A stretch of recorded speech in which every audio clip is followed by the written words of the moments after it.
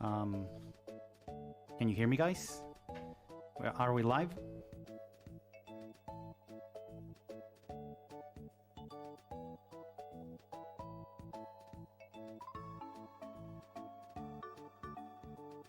Yes, no, maybe?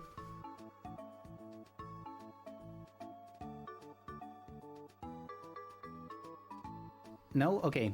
So Kane can hear me. That's fine. Yeah. Well, hello everybody. My name is JohnRossums, and I'm gonna be playing Super Mario RPG any percent. That means we go flying through the game, hopefully, and let's and get to the credits as fast as we can.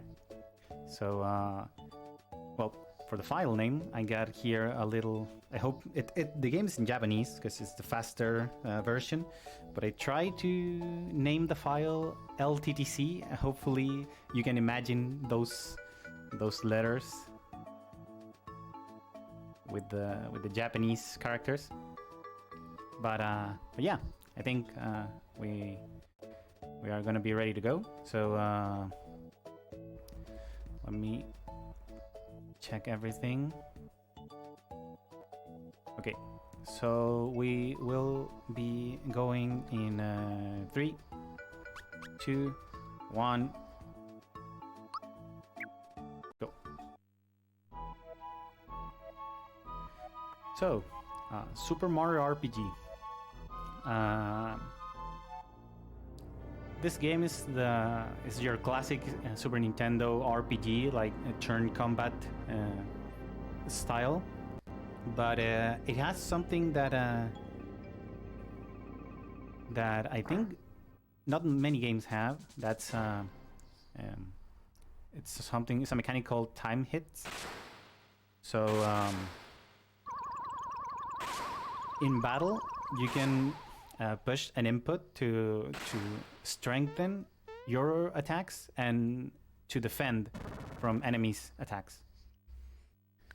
So that's going to be used through the whole game. But first, we need to rescue Peach because Bowser has kidnapped her, as usual, as your usual Mario game. Well, now I'm gonna attempt a manip. It's called Terrapin Manip. These are the terrapins. And I'm gonna try to make these terrapins to hit me the less possible. The first one didn't work well, so let's see if the next ones are gonna work. Okay, I skipped the other 2 terrapins' turns. And I got 4 punches. That is not that good, but still, I skipped 2 punches.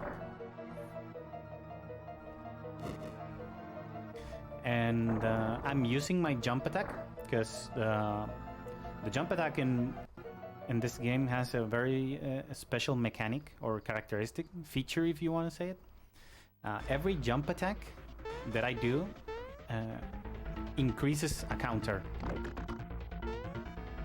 So that value on that counter affects the amount of damage that jump does. So every time I'm doing a jump, I'm in a way I'm powering up the attack, and not only the jump attack, but all the jumps, the jump attacks that Mario has. So there's 3 types of the jump attacks on that Mario can do. One is the regular jump. The second one is the super jump, that it's super useful, and we're gonna see later in the run why. And the other one is the ultra jump. So all of those 3 jump attacks can be powered up as long as I'm doing more and more regular jump attacks.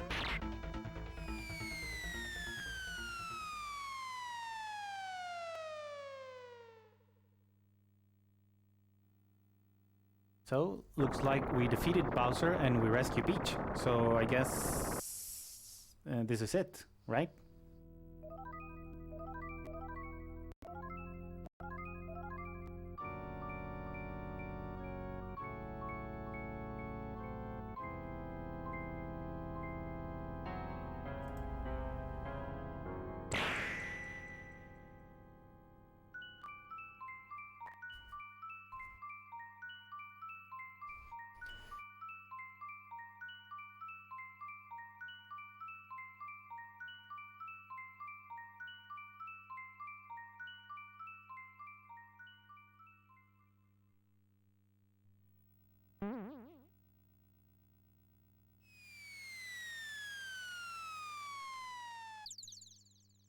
So, after that lovely introduction, we see this big sword coming down from the sky, breaking some kind of star in the clouds, and getting into Bowser's Keep. Like, and we were flying out of the Bowser's Keep. And we get here. And Little Toad's kind of worried. He says that we shouldn't be like we shouldn't be doing full stuff, and we should get Peach back. And well, Mario cannot talk in this game. That's another cool feature. But Toad says, "Hey, you went to Bowser's Keep to look for the princess. So come on, let's go. Let's bring her back." So we return to the Bowser's Keep, and this big sword says that Smithy Gang's gonna rule the world and destroys the bridge to Bowser's Keep. So we can no longer get to Bowser's Keep from where we are. So we're kind of confused because we don't know what this sword is, what Smithy Gang is. So we have nothing more to do to just come back to Toad and tell... Well, it's not telling, it's more like charade. It's like charading what happened in Bowser's Keep.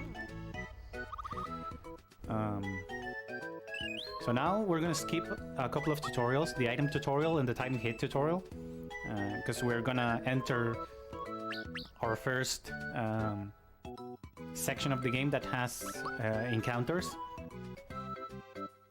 So Toad says that we should go to Mushroom Kingdom to let the Chancellor know what happened with the princess. So first we have to go through Mushroom Way, and as you can see, the enemies in this game are not random. They're walking in the game like every other character. So there's no such thing here as random encounters, and for a quote-unquote perfect speedrun, we have to avoid all of these encounters that we can get. But here we have the Hammer Bros. Is this the first boss in the game?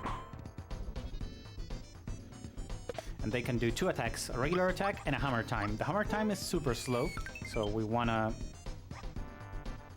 we hopefully don't get too many of those. But we got 3, so that's kind of slow. And I'm damaging both before killing the first one, because as soon as you kill the first one, the second one gets a power-up, so gets more defense. So we try to damage as much as we can to both before killing the first one. And that's it. And we're still using our jump attacks, so we're empowering our jump, our jump attacks. Okay, so Mushroom Kingdom. First, we're gonna do a small shopping section. Gonna sell everything we have, and we're gonna buy 5 maple syrups, 3 pick-me-ups, 3 apple juices, 1 shirt, and 1 jump juice. And good for us that in this game we have an equip menu in the shops, so we can take that advantage to equip our things without entering our own menu. Okay, so I jumped on Toad's head and got to the top of that doorway. And there's another thing in this game called the hidden treasures. Hidden treasures are all around the world. I think there's 30 in the whole game. We're gonna grab a few, mostly on some items, some good items, and some frog coins. That's the first frog coin that we get. We need a lot of frog coins, actually, because we need to buy 3 items out of frog coins. But here, as I said before, Mario cannot talk, so he's just doing charades to explain everything that happened. And the Chancellor is really worried about the princess, so he asked for us to go and look for her.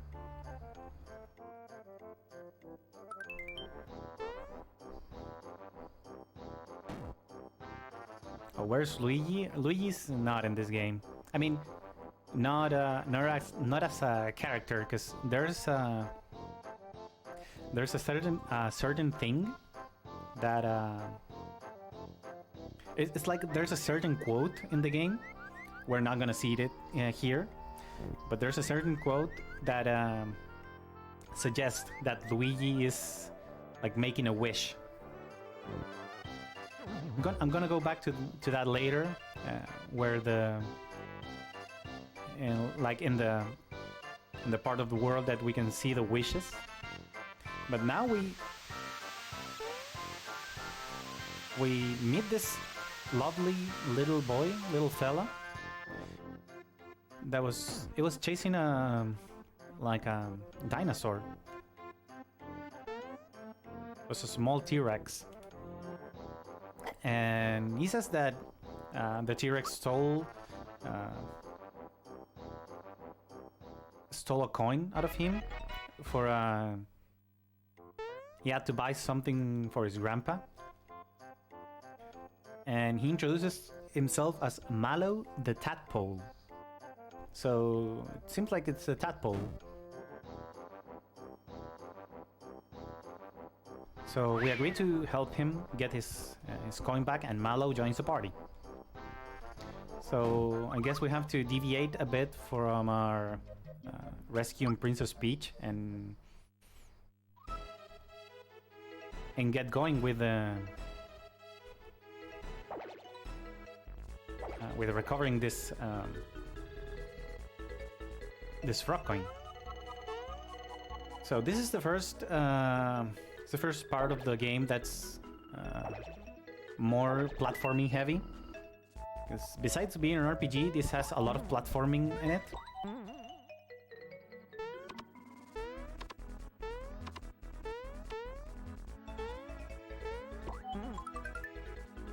And there we hit another hidden chest for an item, a really good item. It's called the Kiro Cola. That it's sort of like a mega elixir if you're familiarized with the Final Fantasy items. It refills all HP and MP in the game. Although the MP in this game is called flower points, and flower points are shared. And there's another mechanic in the game. It's called the superstars. It's most like every Mario game. You have a superstar and you can kill basically every enemy in the game. But this, what it does is that for each enemy, we get a certain amount of EXP. So this mechanic of the superstar will help us level up through the game.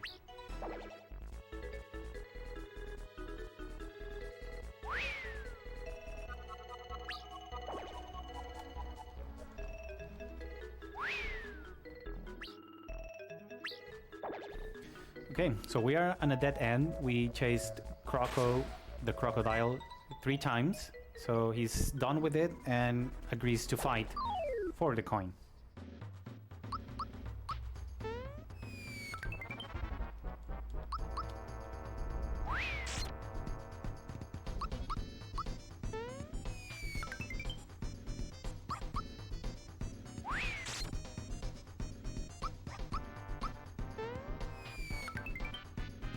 So we're gonna use our jump attack to make the most out of the damage.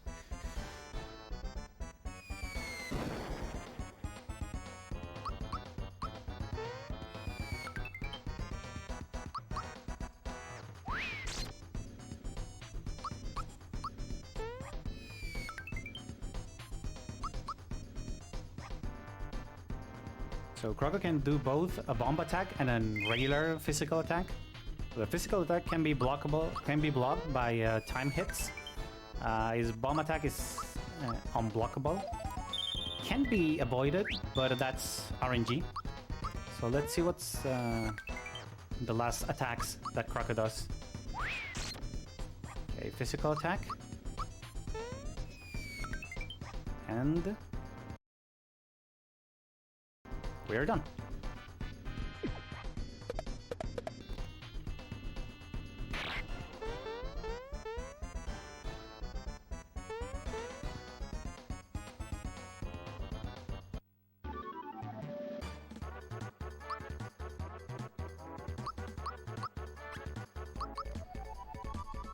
And also a thing that I forgot to tell you guys is the level up mechanic. Once you get a level, you get more and you raise your stats, but also you get you get to choose between another extra raise for your normal attacks, for your special attacks, or for your HP. Okay. So now here comes a big skip. It's called a max skip. We are gonna skip the Mac fight and the first star animation and everything. And we have only one shot, so that's why I saved before.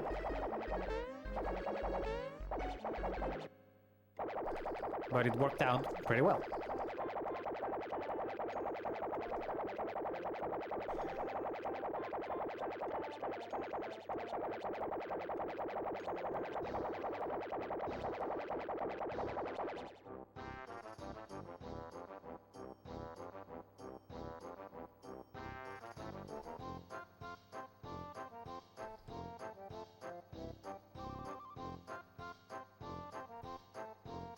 Okay, so we...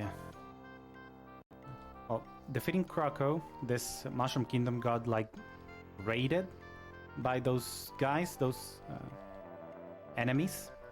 And we saved Mushroom Kingdom, and now with Mallow in our party, Mallow suggests that we go see his grandpa. That it seems like he's, like, it's a wise being, and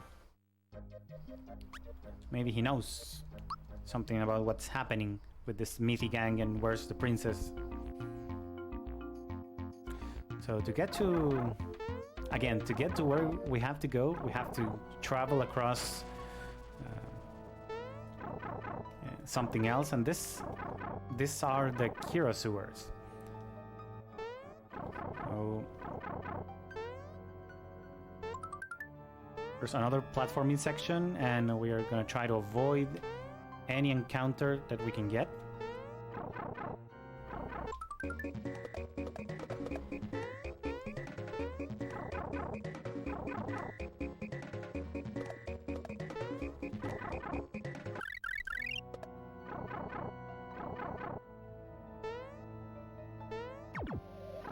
So this is kind of like a puzzle section. We have to drain the water in here to get to this pipe, to be able to get to where the boss of this place is.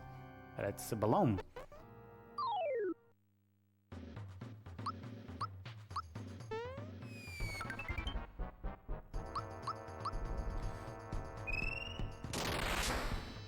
So there's quite RNG on each boss fight.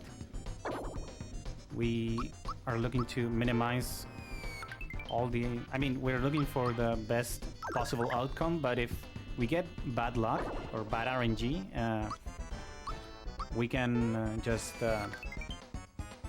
there's a lot of backups.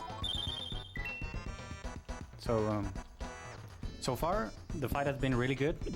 There's like a bad... there's a really slow attack, and it's super bad. That it's a sleep sauce. Basically, it puts us to sleep. That's like the worst outcome that we can have. This scarecrow attack is fixed, so Velom will do every time. Also, eating mallow is fixed, and it's always mallow.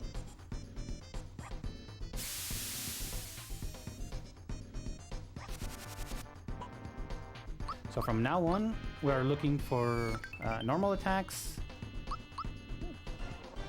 hopefully, because they are the faster.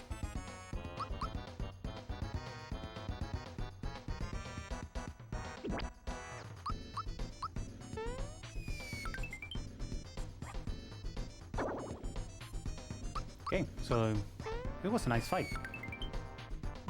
Super nice fight.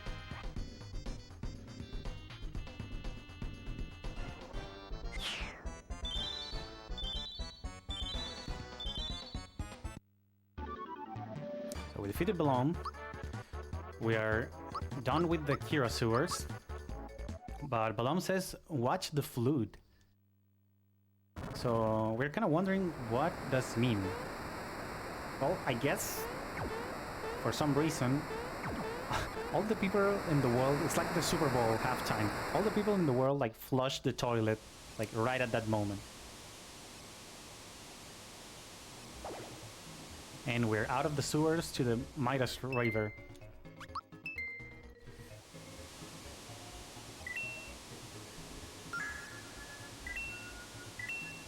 So in this minigame, we're gonna be gathering coins. Normal coins and frog coins.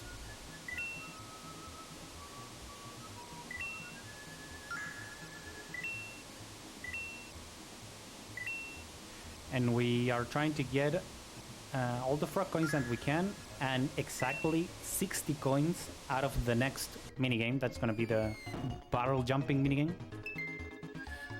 So there's a specific route to do this. I grabbed 13 coins on the waterfall section, and now I'm gonna grab the rest by doing a series of jumps and skipping some coins also.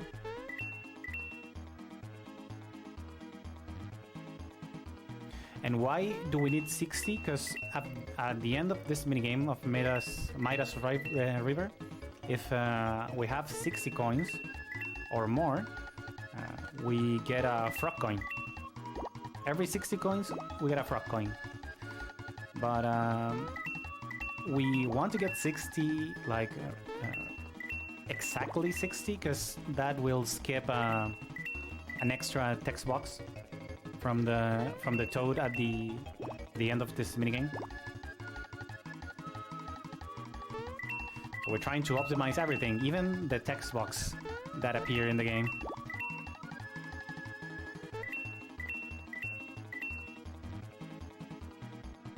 So let's see how many we get. Okay, we got 60. So we get the frog coin, and we're good to go. And we get a weapon for Mario.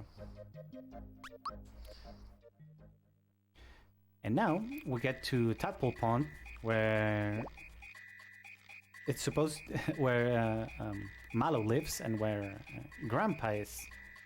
So we're gonna meet him pretty soon.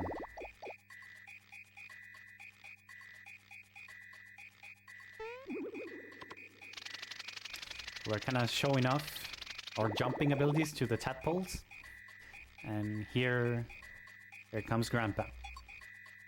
By the way, enjoyed this music, because the music in this game is amazing.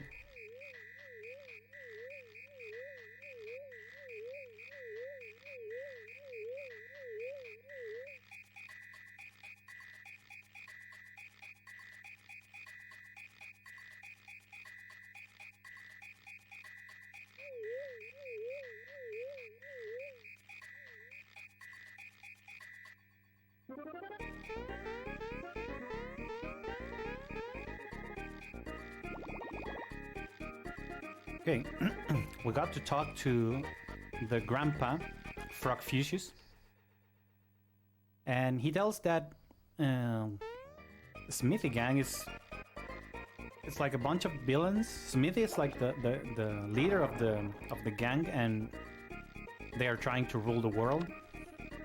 That's why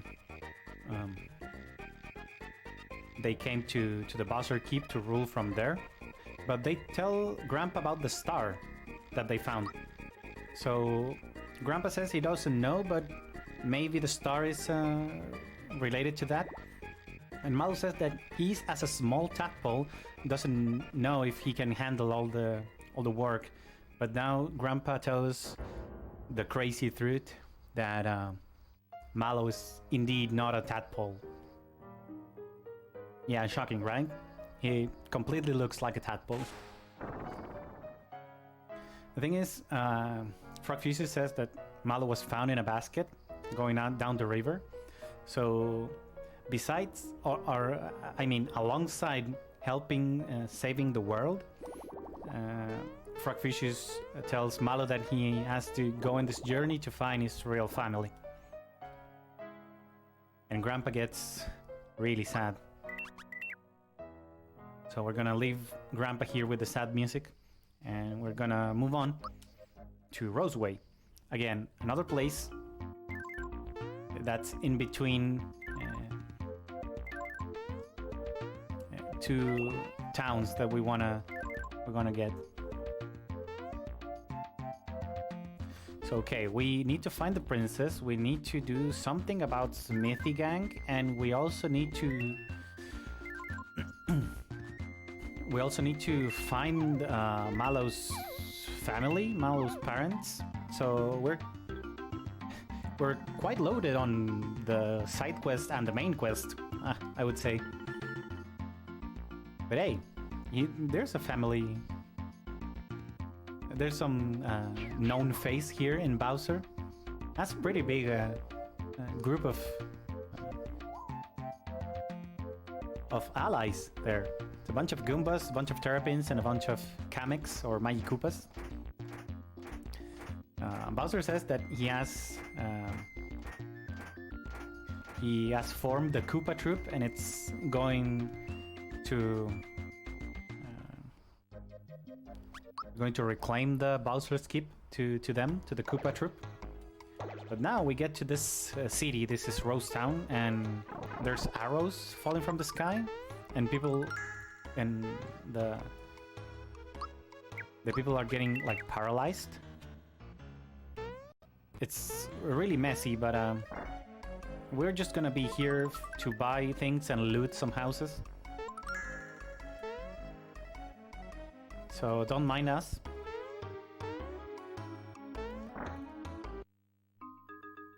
Now we're getting to the inn to meet Lil Gas, his mom, and is actually playing with Mario dolls. So I guess Mario merch is growing pretty strong in this game. So good for Mario. I think that should be seen as some more frog coins for me in the game, but it is what it is. So now we're gonna meet our favorite Super Smash Bros. Character.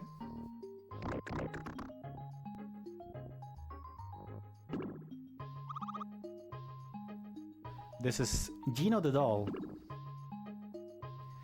And Gino the Doll is quite powerful actually, because he has this super shooting star punch and basically kills Mario, ?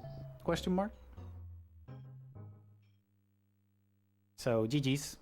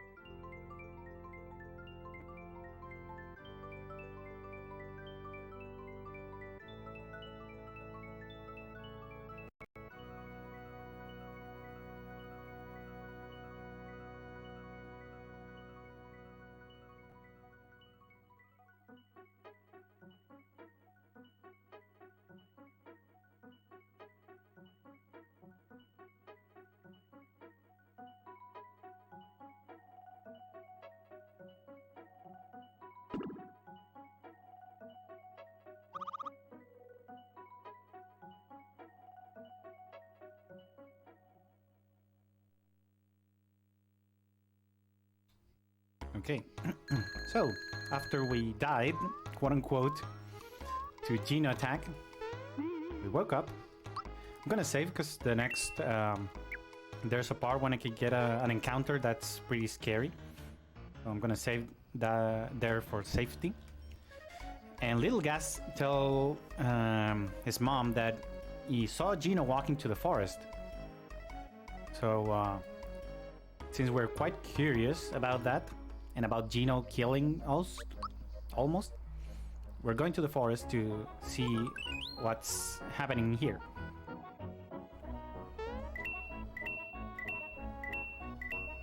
So now I'm gonna be jumping in this Wigglers, because every 10 jumps on a Wiggler, I'm gonna get a frog coin out of this, and I need 7 frog coins from this Wigglers. So we have the 2,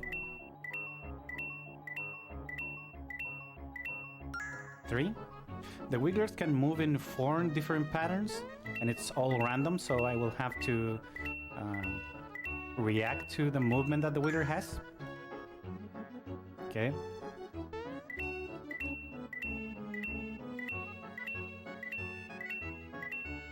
So those zigzag patterns are the worst, but if we're gonna react to them, we can be fine. Okay, this is 6. This is 6 or 7, but I'm gonna get one more just in case.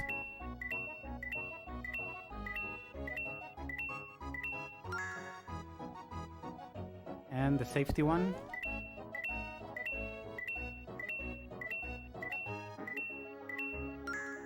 I think I got 8, but it's okay. Why do I need the 7 frog coins? I need them to buy an item that's later in the game. It's like an hour 10 into the... Well, not 110. It's a bit more, but it's like... At Seaside Town I have to buy the EX booster. So I can get more EXP out of the stars that I'm getting and the boss fights that I will fight. So yeah, I told you guys that I was gonna buy 3 frog coin items. The first 2 I already got them. I got them on Tadpole Pond. I bought the Energizer and I bought a Sleepy Bomb. The Energizer is gonna be used in the next boss fight. And the Sleepy Bomb is gonna be used almost at the end of the game, so Sleepy Bomb will be sitting there in our inventory for a long time.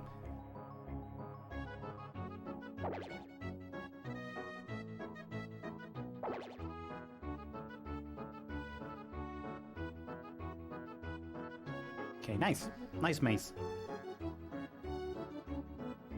Getting an encounter in the maze can be quite awful, because we are really under-leveled, and we don't have many defensive stats. But finishing the maze, when we find this like army of arrows and this quite a odd-looking creature. It's like has like a bow shape, and there's another star. So we are finding more and more stuff, and oddly, Geno comes and says that he's gonna take the star out of them. So that pisses. This enemy is called Bowyer. So Geno trying to take the star out of their hands. It's pisses them off. So Bowyer starts to shoot arrows everywhere. So Mallow has to dodge them, but Mallow is maybe it's not his strength to dodge arrows. He gets a bit behind, but it's okay. It's okay. Mallow's fine. He's fine.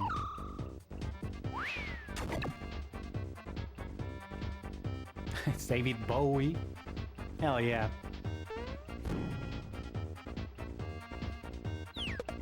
So, Bowyer has a pretty it's a pretty weird mechanic. Boyer can lock some of our options in the fight. He can block the regular attacks, the special attacks, and the item usage. And it's all depending on what we do on the fight. So the Energizer is here. We're gonna energize Gino. Can we get a freebie? No freebie. Okay, so everything that we do on our fight raises the Boyer lock button counter. So this counter is going up every time we do anything in the fight. So we're gonna be mostly attacking with Gino, so the counter can raise as little as it can. So Boyer keeps locking the item usage. The good thing about locking the item usage is we can use our attacks, like the special attacks from Gino that are the strongest so far. And also when he locks the X button, also he doesn't immediately attack that turn. Yeah, the fan. And now he's gonna keep locking X, and we're gonna keep attacking. So for this fight, it's Gino's the one-man army.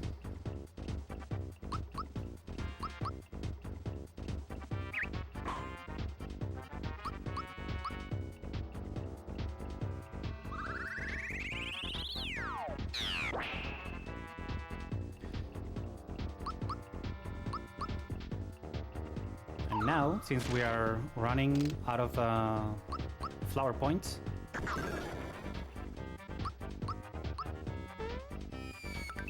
I'm gonna try to make a bit more of damage with Gino. I'm not timing correctly the attack, so it's gonna be a bit slow.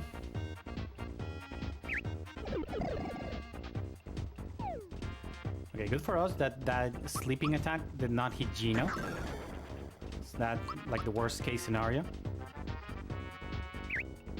Oh, now it hit Gino. Okay, fair enough. I deserve that because I cannot time my attacks. I need to wake up Gino and finish the fight attacking.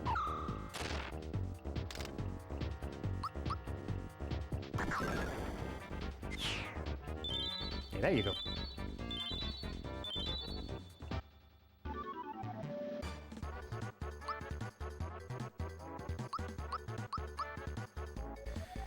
And now that we have fight alongside Gino, Gino explains to us what are these stars, these weird stars that we're looking at. Because, yeah, we skipped the Mac fight on the first star piece that we get, but it's still in our inventory. So this is the second one that we have. And Gino explains that when Smithy Gang came down from the sky to the Bowser's Keep, they destroyed something called the Star Road. And the Star Road is it's like this entity that can grant the wishes that the people in this world has. So in order for the people to can have their wishes come true, we have to get all the 7 star pieces and fix the Star Road. And Gino, well, Gino's the doll, but the little star in the cutscene that like takes Gino's body, it comes from like where the Star Road is. It's like an entity that comes from there, and its purpose in this world is to fix the Star Road. So it seems like defeating Smithy and getting the star pieces, it would lead us to the same places. So Gino joins the party. And we can use Gino's power because it was pretty OP. But that little arrow at the end said that he was gonna let Smithy know about this group of Mario that's coming together to go and fight him. So I guess it's a big snitch. Oh, nope. Okay, second shopping and equip section of the game. We are selling a bunch of stuff to make enough money to buy weapons for everybody, armor for everybody. And we bought a meat mushroom that we're gonna use later in the game. But now we see Bowser, and Bowser is... his Koopa Troop is kind of small.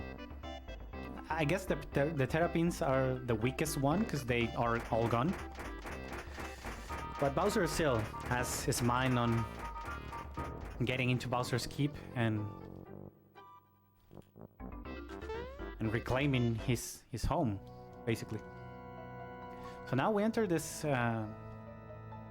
coal mines, and there's two little kids that are trapped inside of the mines. So the mole people wants our help. So we, of course, we say yes, and we go to save them. Okay, encounter number 1 that I get. Wonder how... Okay, I'm gonna... I hope someone keeps track of my non-required encounters, because I'm gonna be donating $5 for every non-required encounter. So please, I'm gonna try to keep count of them, but if someone can do that as well, something to support the charity. Okay, so we jump that trampoline and we find out that Croco and his group of bandits stole all our money. So we have to chase them down. So we have to fight Croc again.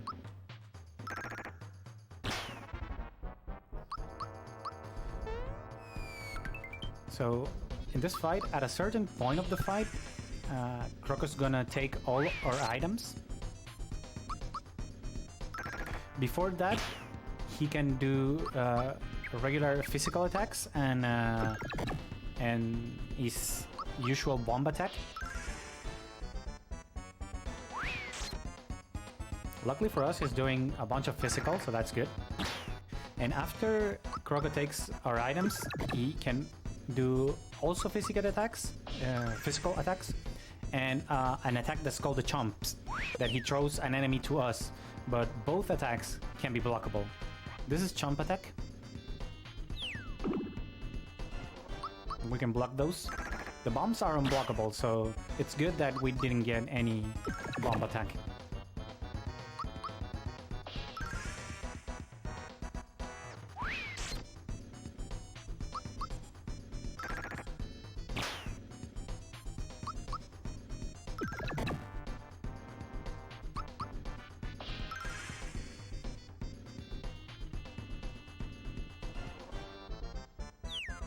So a few more hits and Croco should be done. Now for this fight, we are expecting for Croco to drop an item that's called the flower box.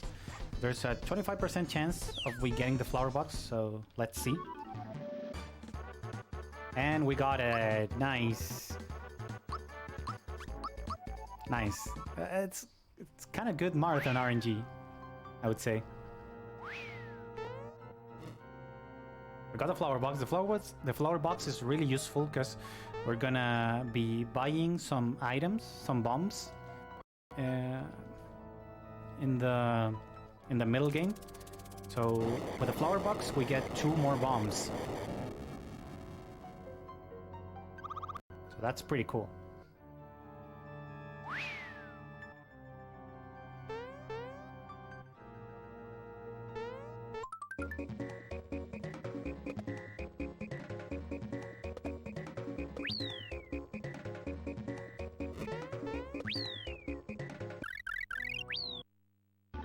Okay, Got the 3 level ups. That's super good.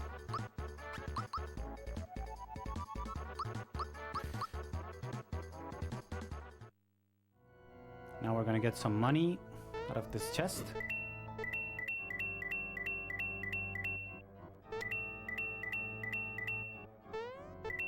Have to avoid this. It's pretty annoying. We get this little flower and we go fight our next boss, Punchinello.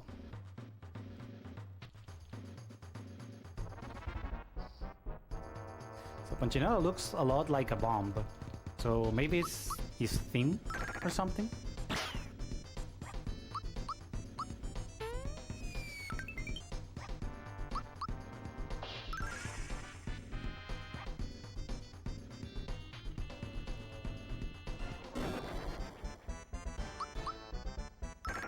Well, it looks like it's his theme because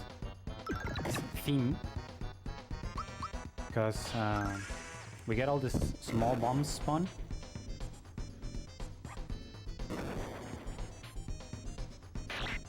Now we get bigger bombs.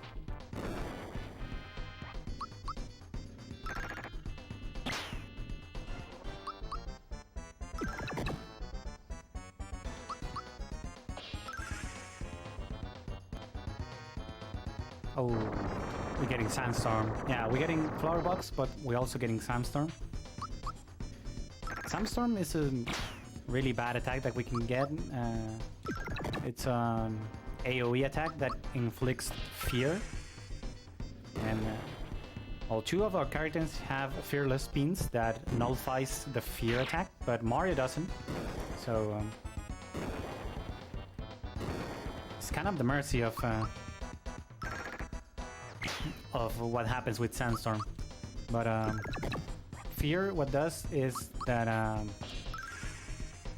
you deal half of the damage and you also inflict half of your total damage. So makes this fight just a tiny bit slower because Punchinello gets an extra turn.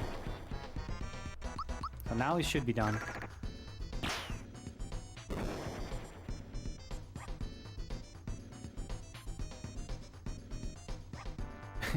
Is the new Just Incredible? No. Shoutouts to Justin, to all the some RPG runners. Justin is the GOAT. Like, it is what it is.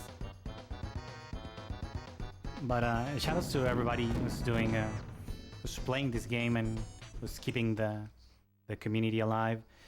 Not long ago, like 2 months or 3 months ago, we had a slightly improved to the route.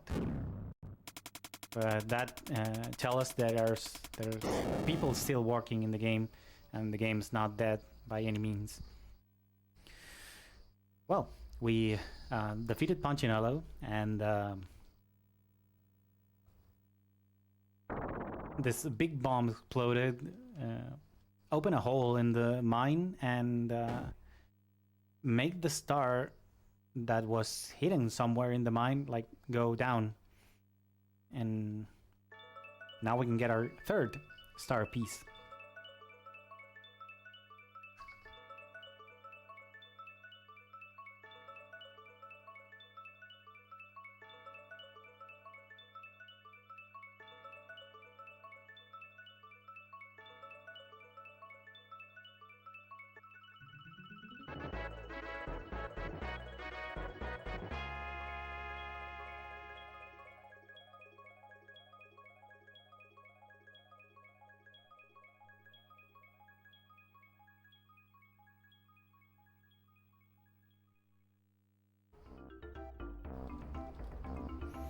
Okay, so luckily for us, after the boss fight, we find these 2 little mole kids. It's Dinah and Might. So we need to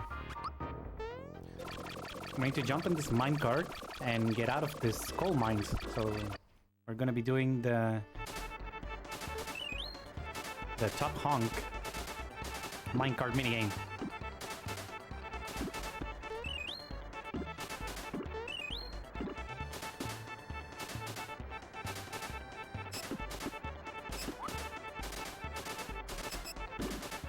we get this mushrooms that it's like Mario Kart mushrooms. It helps us go fast, and we have to brake on the really tight turns.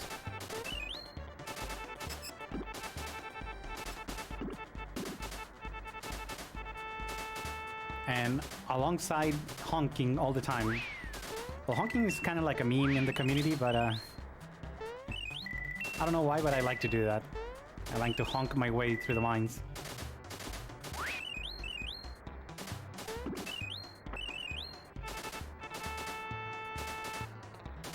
Hopefully at the rhythm of the song.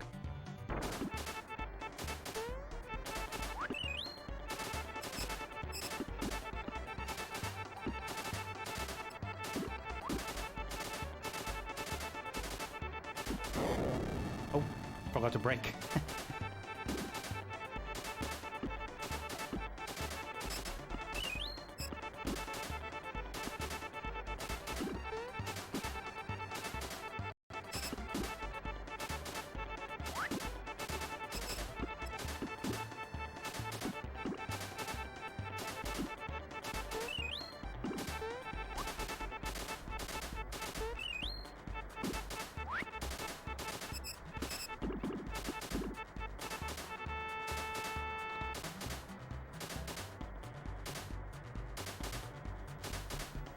This is the last screen of the minecart minigame.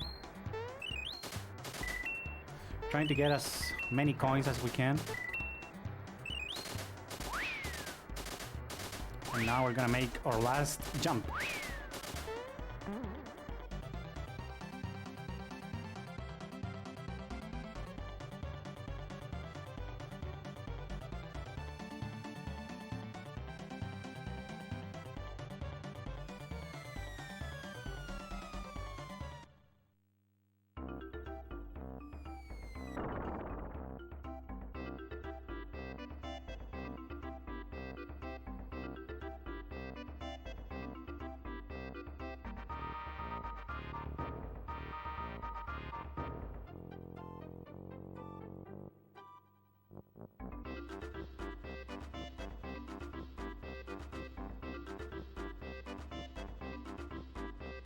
Okay, we defeated Punchinello.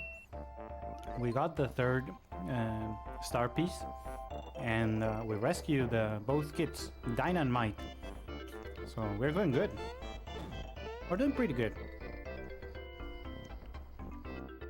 Now this beetle is flying to our head, and these three sniffets,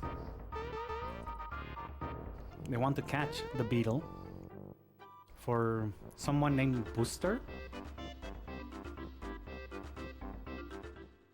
We don't know who Booster is, so we have to again go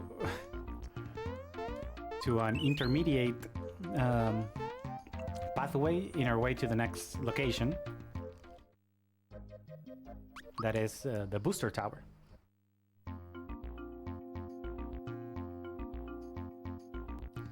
And now we find that Bowser is Koopa Troop is not longer a troop, it's just a one-man troop.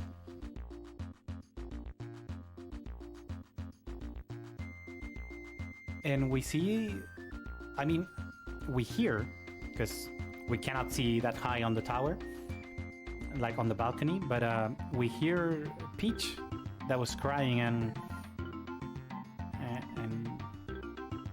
she knows that we're here. So I guess Bowser does not have a troop, so he goes away, but he comes back immediately.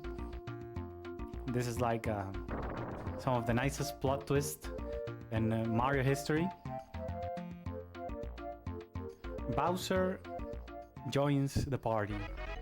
Well, technically, according to the lore of the game, it's Mario and his friends that joined the Koopa Troop.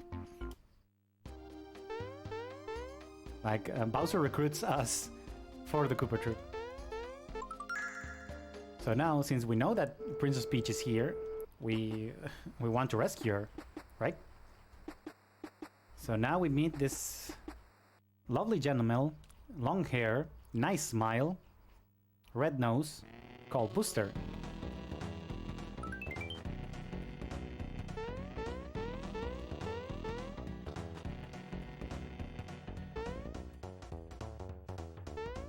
Looks like Wario, I think. But then, again, Booster Tower is a heavy platforming section. It's pretty precise, and there's some unavoidable encounters in here, so we're gonna try to be as careful as we can to not get these encounters that are also in this checkerboard room. There's a bunch of blue flames that we gladly skip them all, so that's pretty good. But yeah, Booster Tower is a heavy platforming section, and you can lose a lot of time getting into one of those encounters.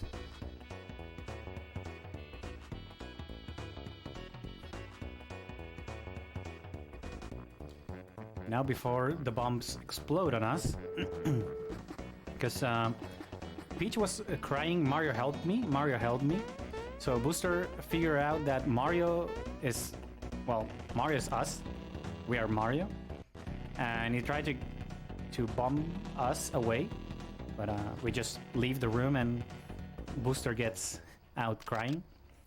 And now that we find Peach, we cannot open the door because it's locked under a passcode. But we have to, in the meantime, while we try to figure out the passcode, we hear Booster coming up. So we hide behind this lovely place, curtains. So in here, Booster is gonna plan his wedding with the Princess Peach. So he needs the help of his Sniffets to help them with the rehearsal. So there's Booster, there's Peach, but Booster says that it's really likely to Mario to come and crash the wedding, so they're trying to find Mario's doll to rehearsal, or also rehearsal the wedding crashing section. So the Sniffets try to find the doll behind the curtains, and they like to open and close them as they go. They don't like open curtains. They prefer their curtains like closed for the most of the time. It's a Sniffet thing, I guess.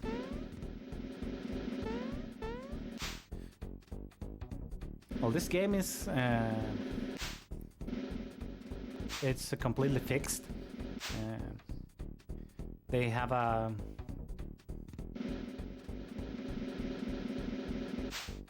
they will always do the same things and will open the same curtains every time. So you just need to learn the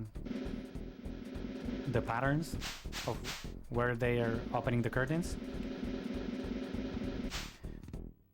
And in the end, they open all the curtains to find Mario, but they also find that Mario's doll is on top of the curtains. So they cannot jump like Mario, so they're like really sad. But Mario helps them, gets the doll down, and Booster, in gratefulness, he gives us the amulet accessory. That's a really good accessory. And we go on our way into the next segment. But the next segment is a really special one because we're gonna try to do a manipulation to get 2 freebies out of a rock candy item that it's a super powerful item. So I'm gonna save here and I'm gonna reset the game. And I'm gonna be doing a specific inputs at a specific moments according to audio cues. So I'm gonna be quiet, and hopefully I can get the 2 freebies out of the rock candies. So let's see. Okay. Whoops, I messed up my movement, so I'll have to I have to restart the game. But what it happened is there's freebies are not random, are not technically random. They work with a random number that's rolling behind in the background. And if you use an item on a specific time with that random number is going, you're gonna get a freebie, like no matter what. So I'm trying to manipulate that in this fight.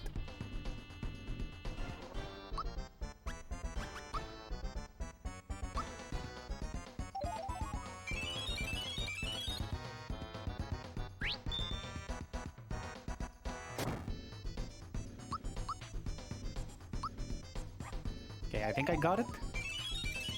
Let's see. Nice. The 2 rock candy freebies, and we're gonna regular attack our way to the last enemy. And there you go. That's the clown manip. And this is the easy clown manip, because there's like a 3 freebie rock candy and a 4 freebie rock candy manip. That makes the fight really fast, but it's way harder to get. And now we are going to Booster Hill minigame. If everybody has played this game before, you know that in this game we're trying to get flowers out of Booster. So feel free in the chat to guess the amount of flowers that I'm gonna get in this minigame. I usually get around 9 or 10, and the optimal amount, like the max amount you can get, is 16. So feel free to guess in chat if you like. Let's see who can get it right.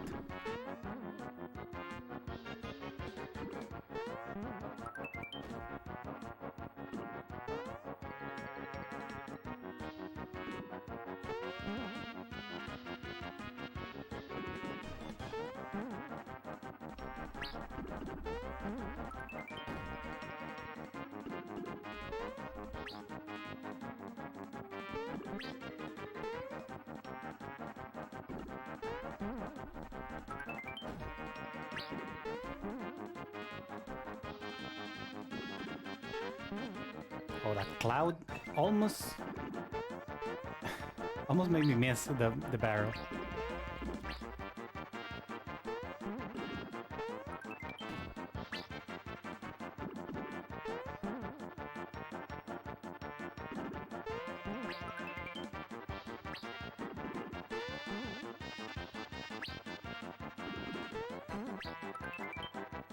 Okay, let's see if the Sniffets troll us or not. Because since this game has an isometric point of view, sometimes it's kind of finicky to see where everything is. So one of those things that are finicky is where the Sniffets are and the hitboxes, where the hitboxes are.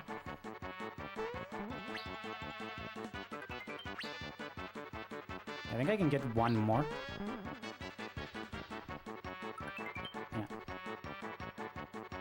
So this worked out actually pretty well. It's not bad. It was 13. So M10, really, really close, but I'm sorry, dude. So now we get into Marimore, that, as the name suggests, it's the place where people go to marry. And actually the Sniffets kick out a couple that was gonna get married, like right now. The Sniffets kick them out to make the Booster and Peach wedding happen. But this little Sniffet gets stuck here because he locked the open door, the front door, but they also locked the hallway door. So it's my help to make it happen. So now they lock the chapel door, so I need help to open them. And we're gonna get Bowser's help, but first I'm gonna save because next fight that's coming up, it's super scary. and it has some RNG heavy components on it. So I actually lost one of the practice runs days before to this boss. So like everything can happen. Let's see how it goes. But first, with all the chaos and the stuff that happened, we bonked Peach. So Peach lost 3 accessories of her.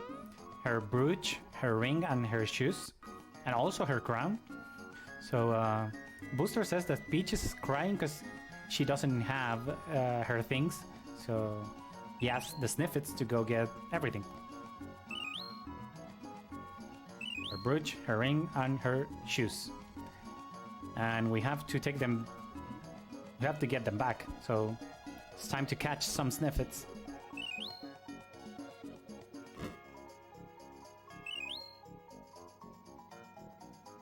I'll come back here. Sneaky little boy. And now we get the crown. And we get here. And this minigame can result in a pretty funny and maybe weird cutscene next. If you are too slow, well, if you're fast enough, we get the Princess Peach kiss. But if you are slow, and as you are slower, you're gonna get kissed. I think it's by Bowser, by Booster, and I think by both. If you're like the slowest. But since we're trying to go fast, we get the Peach little kiss, and now the chefs present to us the cake. The chefs looks at us and said, "Oh, you're running away, so no cake for everybody?" We baked so hard. We spent so many hours trying to get this cake and to look good.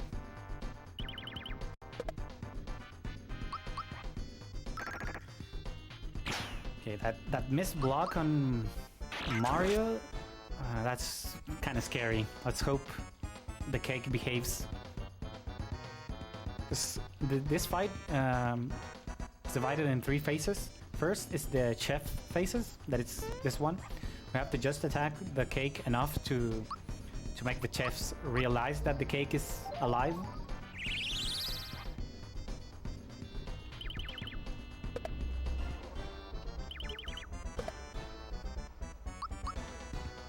This should be the last attack. And then we're gonna go to the candle phase, where we have to blow 5 candles off the cake, and then with the last hit, we defeat the top half of the cake. It's like the bonded cake. And below bonded is raspberry. So we're gonna be fighting both in the candle phase, and both can do some pretty scary attacks. So RNGesus, please help us.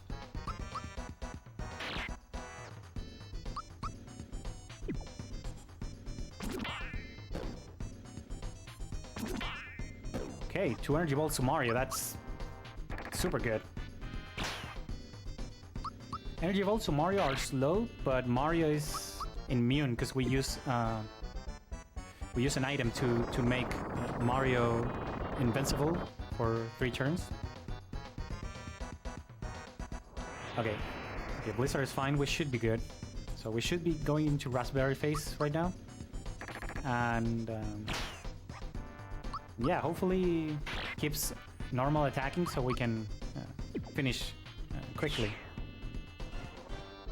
Oh, Drain Beam. Drain Beam is one of the heavy hitters.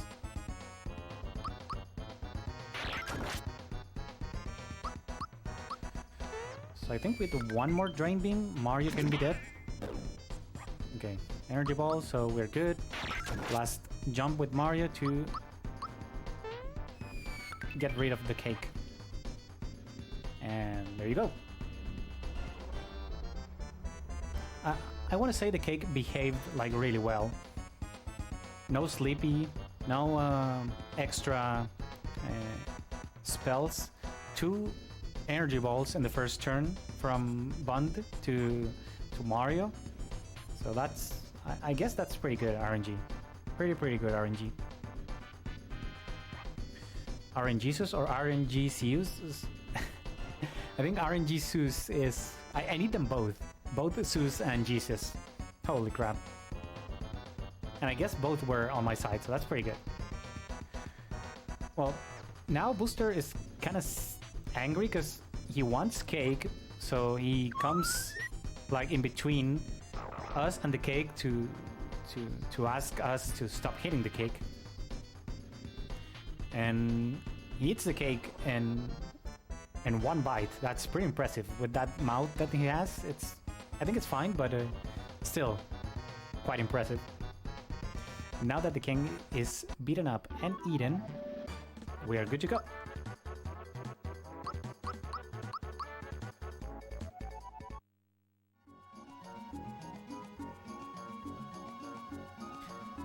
And now finally, after 1 hour and 10 minutes of the game, we have rescued Princess Peach. So I think it's time to get her back to Mushroom Kingdom, right?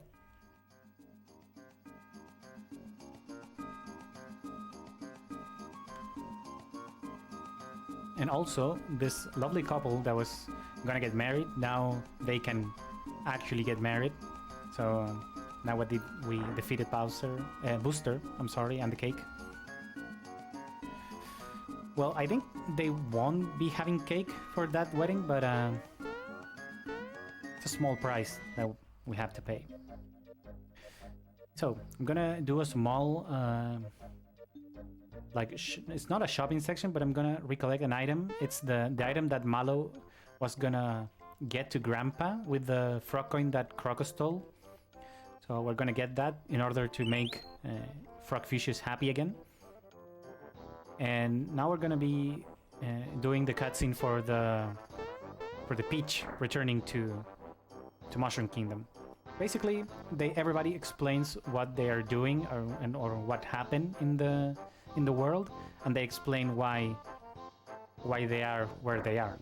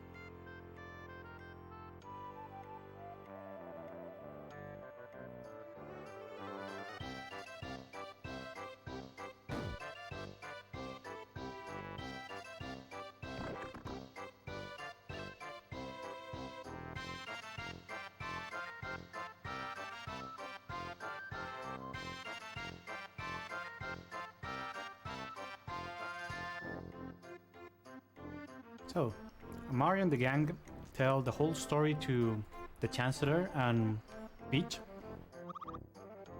And after hearing all, Peach wants to go and help the gang, the party, in saving the world from Smithy and fixing the Star Road. But the Chancellor does not allow Peach to do that.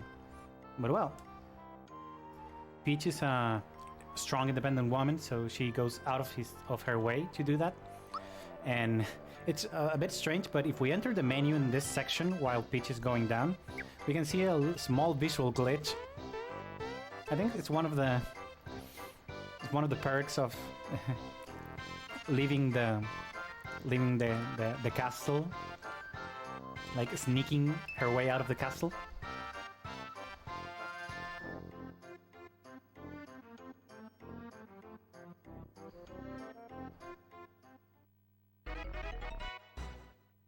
But yeah, we have finally we have Peach in our party, and now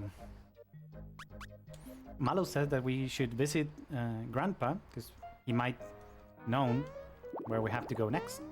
But Grandpa's sad, so we got Grandpa a lovely cricket pie from Mushroom Kingdom shop to make him feel good again. And he gives us a weapon for Malo in return. And we talk one more time to Grandpa to unlock the next place that we have to go in the game. And that next place is called Star Hill. And this place, Star Hill, is the place where Luigi's cameo is, because if you see on the screen, there's like a star with a happy faces. Those are wishes from the people in this world. And one of the wishes says that he wants to be as good as a plumber as his brother Mario. So I guess that's Luigi appearance in this game. That's Luigi's cameo. It's not a big one, but this game winks at so many things, has so many cool references, and if you haven't played the game, I encourage you, if you like RPGs, I encourage you to play this game because this game is super good. The dialogues, like the speedrun does not make any justice to all the cool and funny dialogues that the game has. And also speedrun does not make justice of all the secrets and all the stuff that you can do in this game. So yeah, I encourage you, if you like RPGs, to play this game because this game is it's a masterpiece, I would say. But well, back to the game. We find the fourth star piece. So we have four. We have more than we're more than halfway of the star pieces in the game, and it's just 1 hour 17. So I guess in 2 hours 34 we're gonna be ready, right? Right? Is that how it works?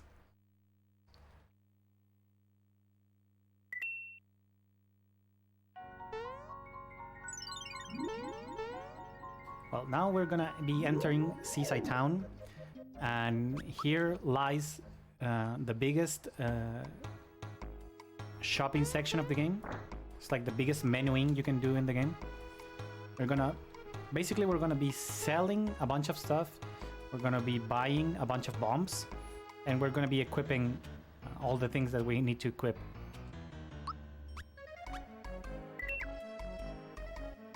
Okay, we buy the X booster.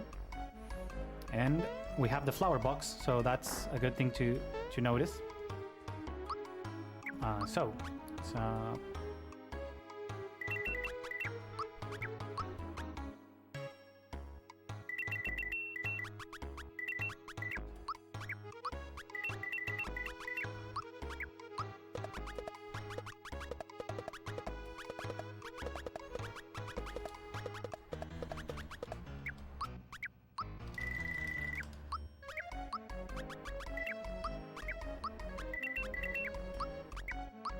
oh, no, this one, and this both for,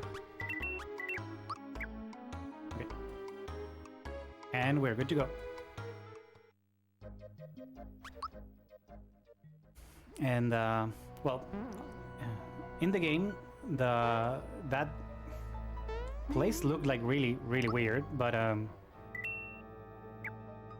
the elder, quote unquote, the elder of the village, of the town, said that we needed to to go and fix and find a star that was in the sea. And now I'm gonna activate the swap glitch ability with this star section. Oh, I missed one. Okay, gonna reset for that because I want to get all the stars so I can get all the levels. But yeah, the swap ability glitch is you need to open the menu at the same time you're getting a star item, and if you do that, the game kind of like freaks out. And if you switch your characters in the menu, the game is gonna think that one character is the other one, but just in sprites, not in not in the game as they say. But the thing is, we swap Mallow with Peach, so we're gonna trick the game to think that Mallow's gonna get level 10, but instead it's Peach. So we see Peach level 7, and now we're gonna see Mallow level 10. At a level 10, Mallow learns Shocker. So what we do with this, with the ability swap glitch, is we're making Peach learn Shocker. So we're gonna see that, and we're gonna see that in a fight, like when we go back to Seaside Town. But the summary is that, like, the thing is that we swap Peach with Mallow, and we learned a Mallow ability with Peach. And why do we do that? Because we Peach is the stronger, is the character that has the most magic attack, like right now. So we're gonna take advantage of that.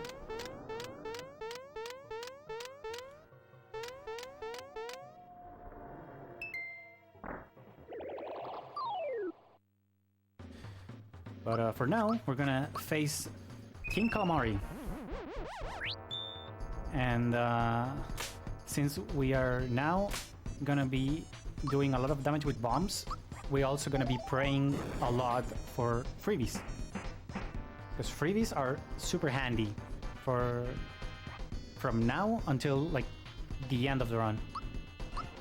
Especially bomb freebies.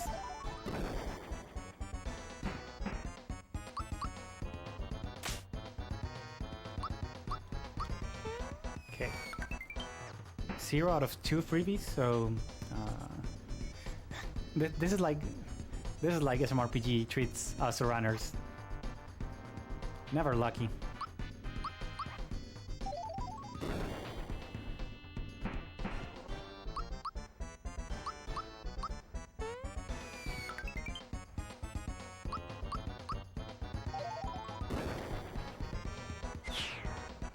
Yeah, 0 out of 4.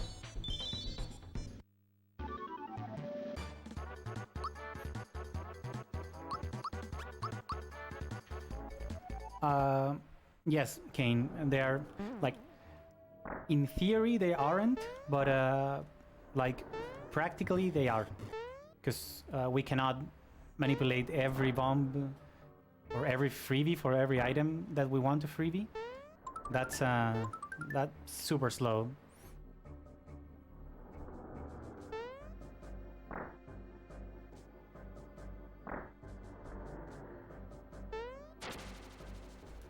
Okay, a bit more of platforming underwater. That's super slow, but have to go through all these places. Gonna get a few items. Bowser's gonna tag with Peach, and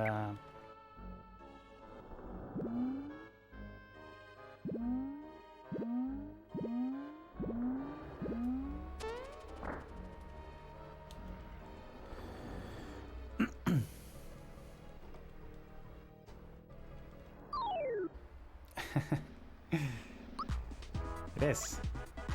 Okay, this is the last firebomb that I can use, except if I freebie. Thank you. Now I can use a firebomb in the next fight. because I want to keep. I have 2 fire bombs. I have the 2 fire bombs right now, and I want to keep 1 fire bomb for the Axum fight late in the game. So I need 1 fire bomb for that. If I run out of fire bombs that I can use, I will have to use ice bombs. That it is what it is.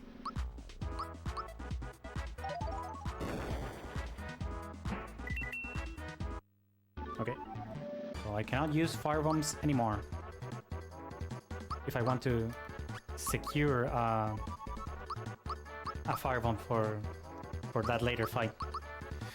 And now it's time to face Jonathan Johnny Jones, and this is the first fight. We need to use super jumps to have the fastest outcome possible. And I'm gonna try to get 100 super jumps so I can get a special item later in the run. So I'm gonna try to focus.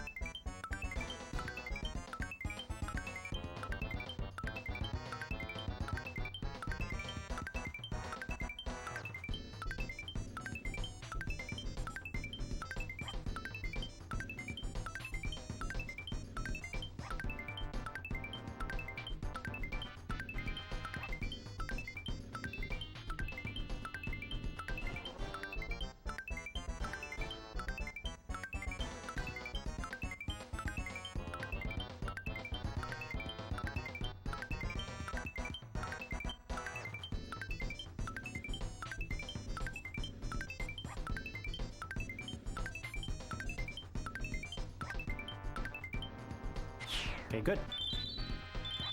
It worked.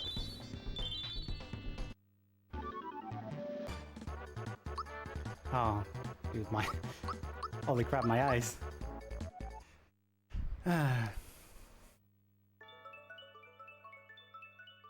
Yeah, the limit is 100. After the 100th jump, I mean, the first jump that you do, it counts as, quote-unquote, as 0. It's the starting jump. After the first one, that it hits the enemy, you get 100 jumps. So it looks like 101, but it's how the game counts them. But yeah, after the 100th jump, the game, like, it stops. Like, it's forced to stop. Yeah, but there's gonna be places where we don't need to do 100. We need to do less. So we have to keep count on our jumps we want to, like, if we want to be safe about them, and if we want to be optimal, because we can go a bit farther away from the jumps, from the jump number that we can get, but optimally you want to go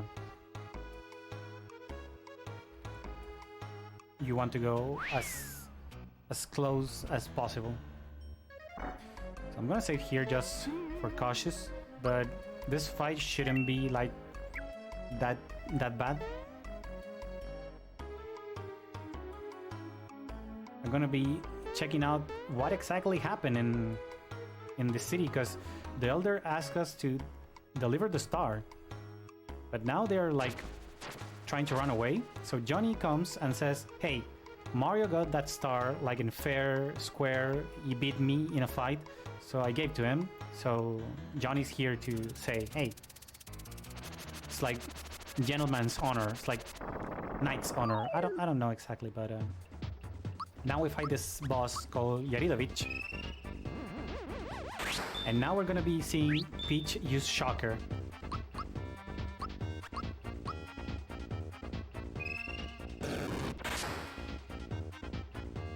So Shocker has also a time hit, but the timing for the hit is before the lightning appears. So you can just rely on an audio cue to make a Shocker go to its full power. So now we're gonna use the mid mushroom that we bought in Moleville, especially for this fight, and we're gonna do the next Shocker.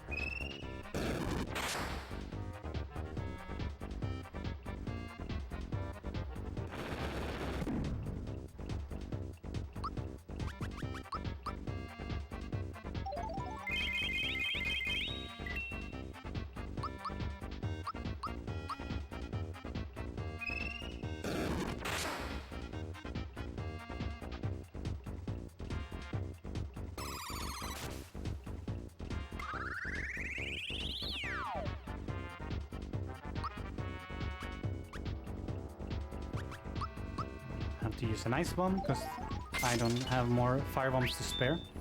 Hey, I got a freebie. I'm gonna use a fried bomb here.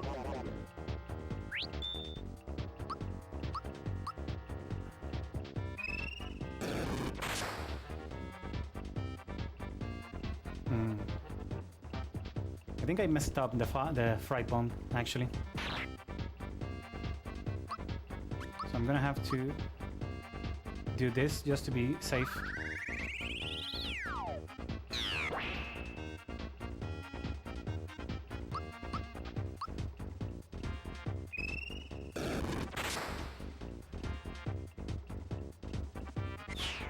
And that's getting a bit fight.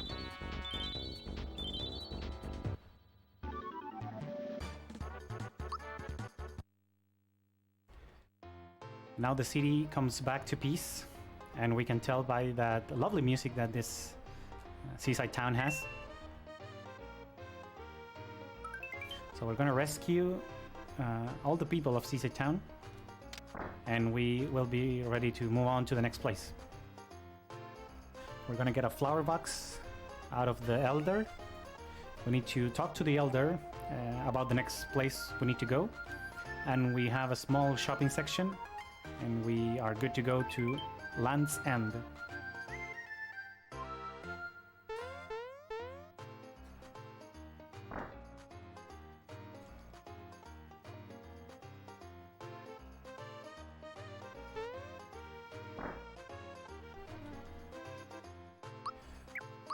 So we buy the next batch of items for our party to use.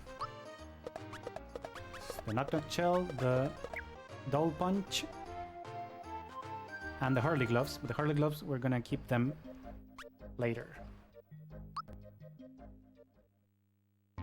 And now it's time for Land's End.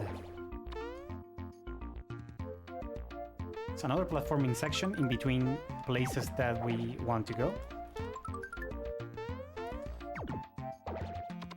I'm gonna grab a Kira Cola here for safety.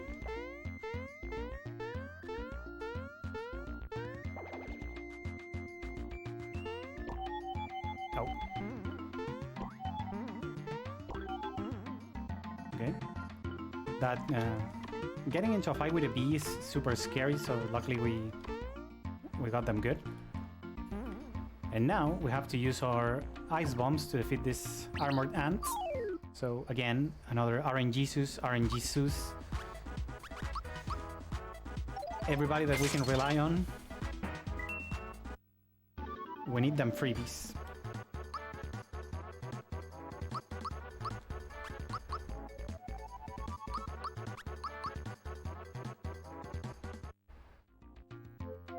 So we're gonna get a lot of levels here, both from armored ants fights and also a couple of stars that we have next.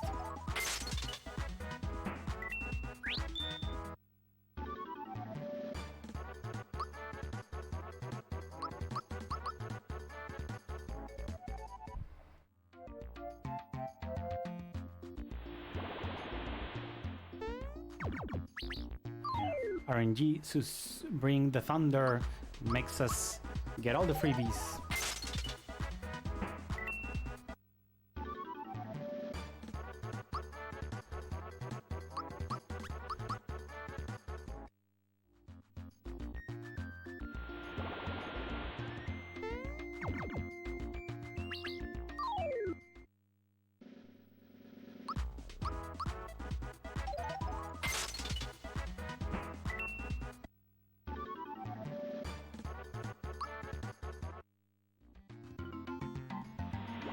Now I'm gonna make a small save because I can mess up this star, and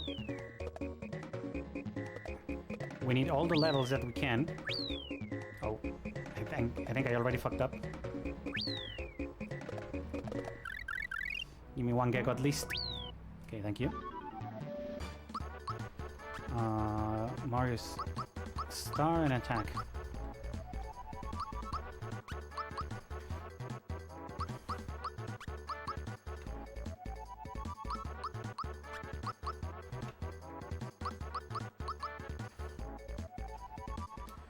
Okay.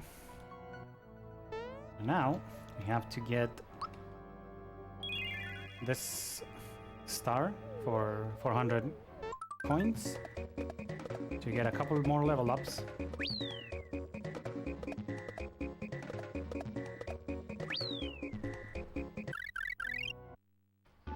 And we're on our way to fight Belom once again.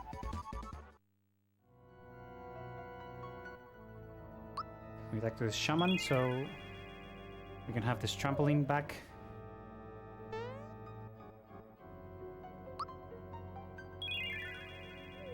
Have to play this like fortune minigame.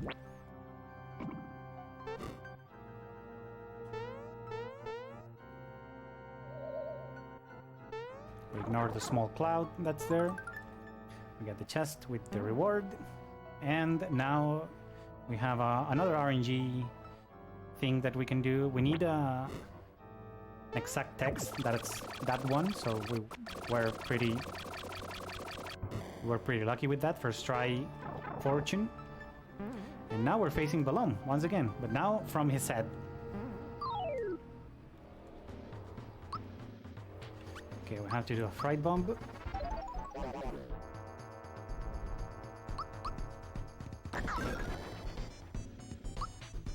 And we need to do a lot of jumps.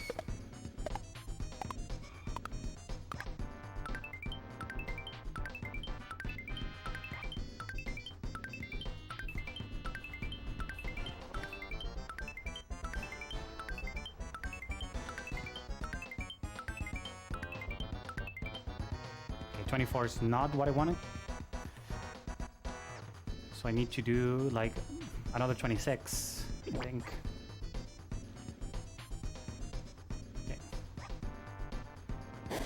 Now we have to deal with the clones.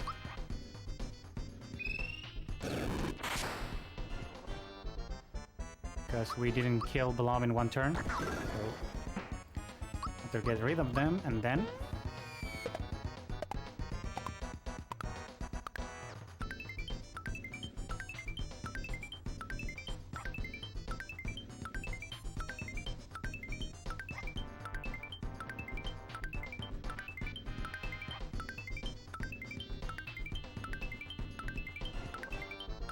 I think we're good there. Yes? No? Yeah. Okay, so 2 turns. Not that bad. Not optimal, but not that bad.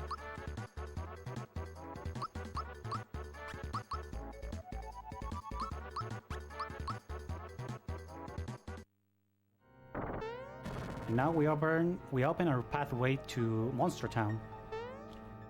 And now we're gonna get 2 really overpowered items thanks to our 100 super jump thing that we did against Johnny. We're getting the attack scarf for getting 30 super jumps, and we're getting the super suit for getting 100 super jumps. And those 2, the attack scarf is an accessory and the super suit is an armor. those are the two most overpowered items that the game has, alongside with the lazy shell, but we're not getting lazy shell because it's super slow to get that.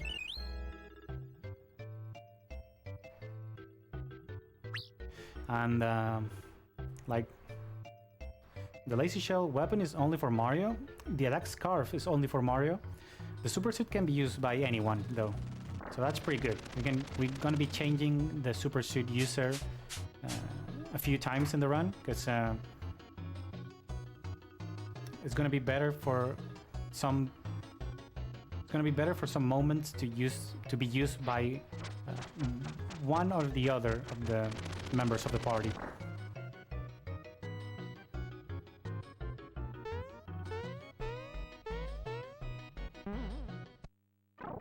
Yeah, it's pretty crazy that in this game it's like the scientist of the game can make all these strats, all this routing to not being able to not even grind once. Like you don't need to grind to go through this game. It's like most RPGs, RPG speedruns that has like little to none grind, like at all. Only by using the mechanics and the things that the game can provide. Some exploits, some bugs, some glitches, but in the end, it's all in the game. Okay, the trooper climbed. We need to climb this in under 12 seconds to get a trooper pin. That's a really good item that we need.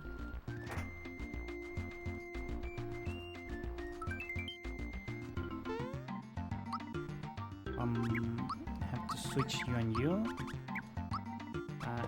You get this, you get this, you get this, and you get this.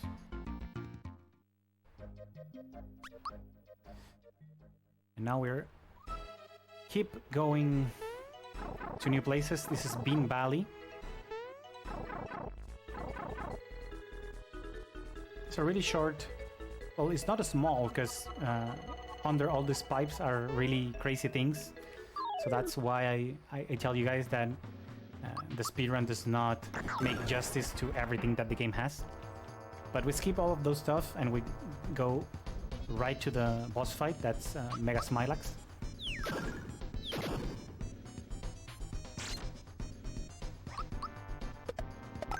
We got a counterattack, that's not good, but we blocked them pretty good.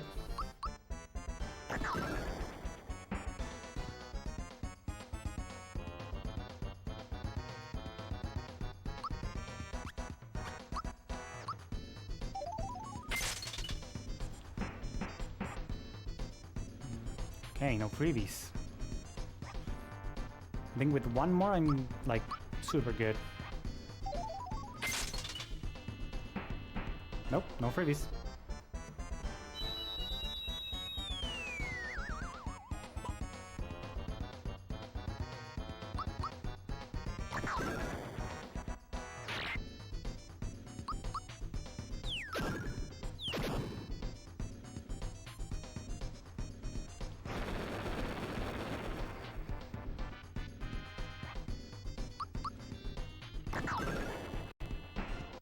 And Mega Smilax is done. So now this little shy guy is kind of scared. So he runs away, but he runs away up. He's saying that he has to let know Valentina what's happening. I wonder who Valentina is. But now in Bean Valley we have to climb this magic bean in order to get here, like up into the clouds. Clouds. I wonder what's over the clouds.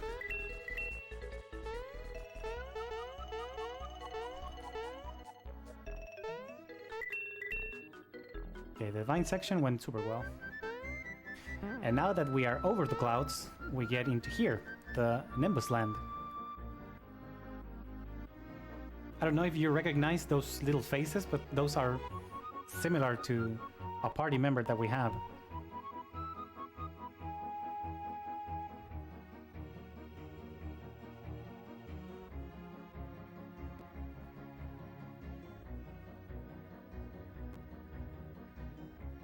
Of course, it's Peach. Of course. Yeah, so that's Valentina. And Valentina says that she found lost Prince Mallow. And it's this big black bird. This big dodo is the Prince Mallow. And Valentina, it's kind of like saying that Prince Mallow is asking her to marry him. Oh, Valentina accepts. So I guess Valentina and the Prince Mallow are gonna be marrying soon. Then Mallow, all innocent, says that, hey, that prince has the same name as I. So it's gonna shop for a bit. And we have to equip the Mega Glove, the Attack Scarf, Super Suitsumi, you get the Trooper Pin, you get the Amulet, and Peach gets the X Booster.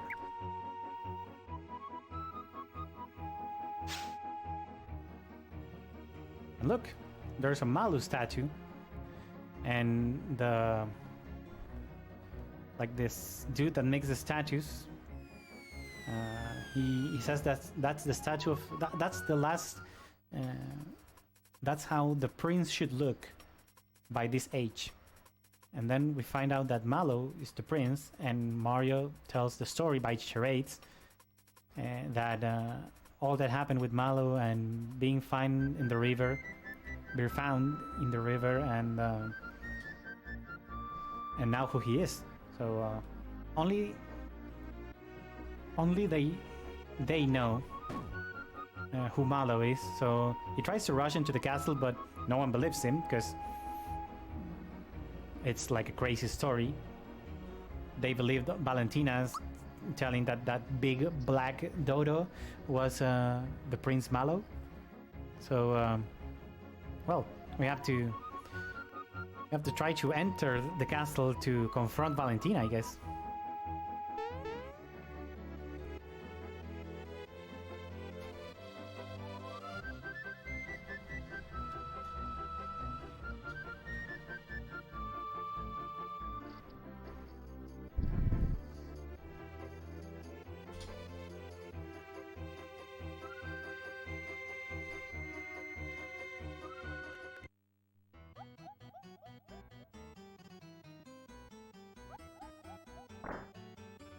So we are inside the castle, and looks like Garro, the statue maker, it gets orders a lot from Valentina and a lot from Valentina statues.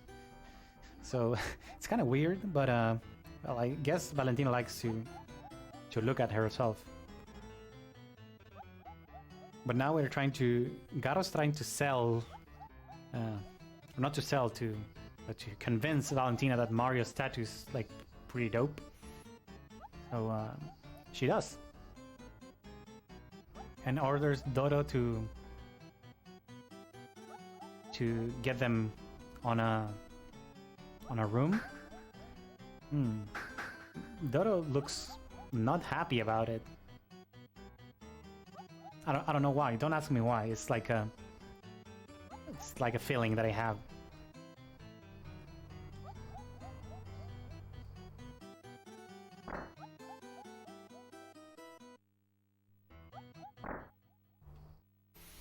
So now Valentina orders Dodo to polish the statues. So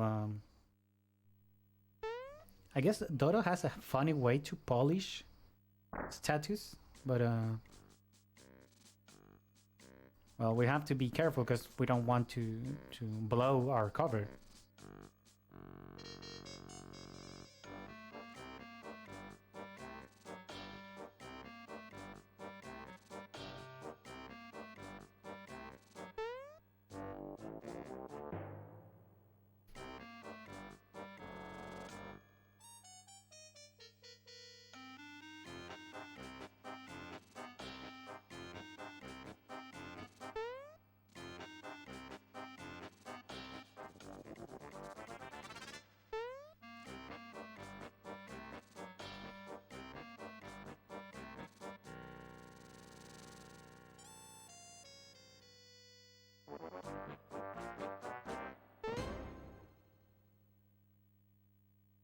Well, even Dodo with his out of bounds strats, he can't beat us. We are too good for him. Well, and now we have to pretend to be another statue, but I don't know if these birds are as easygoing as Dodo, so they blow our cover, and I guess we have to go as Mario. So let's go. Small platforming section.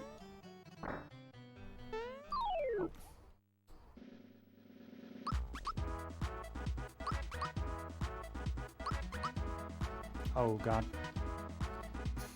This is gonna be heavy. Oh, it's the second encounter, so remember that I said that if I for every encounter it's gonna be $5. So this is the second one. Oh, thank god. And I can get into a few encounters here. It's not an easy platforming section, this Nimbus Castle. I'm gonna get an extra flower jar just to be safe.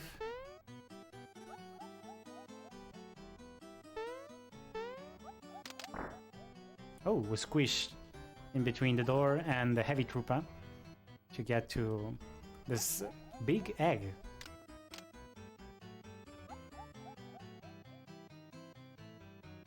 So let's see who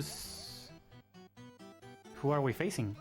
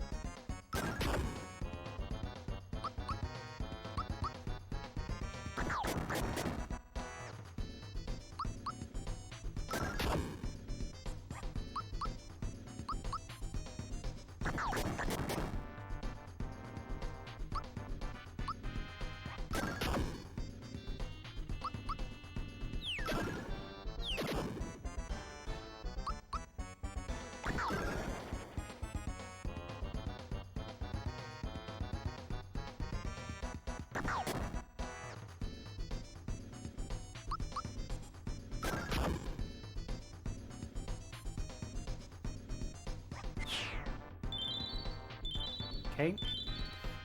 Little pink dinosaur named Birdo's done. Oh, we are good to go.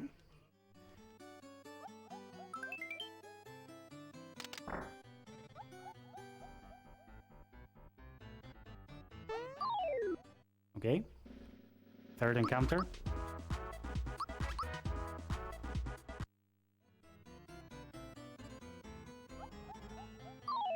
Oh, fourth encounter. Okay. Got already 3 in the castle. So that's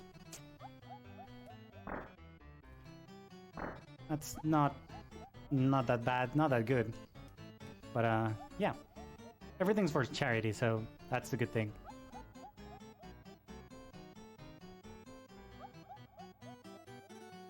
So now the little shy guy tells Valentina that Mario's around the castle. So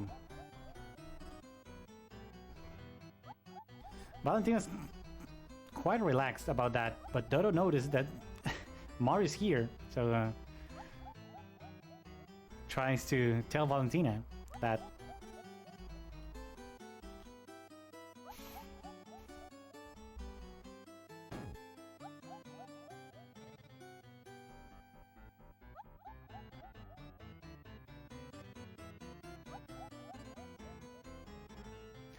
so Valentina has nothing to do but run away. Both Shy Guy and Dodo go just behind her.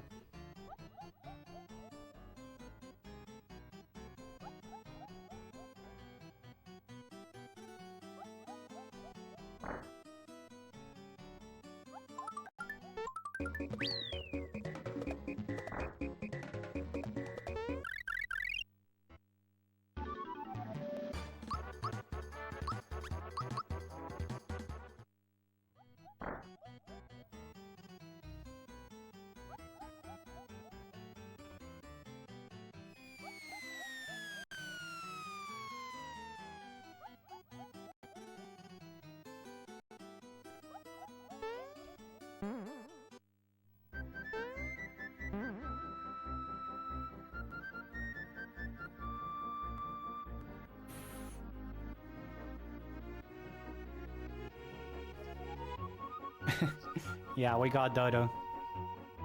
But he's going to make his big comeback.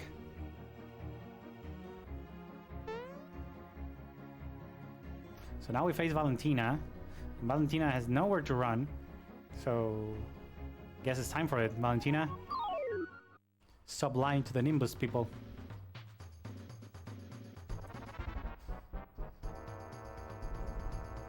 So Valentina fight is in 3 phases. First is the one-on-one versus Dodo.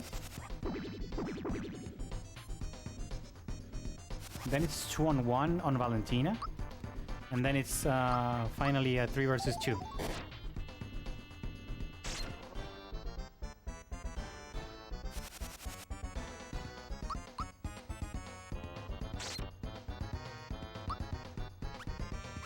Where's my fright bomb? This one is.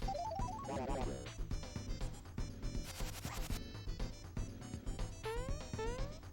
so Dodo's done. Now it's time for Valentina to get hers.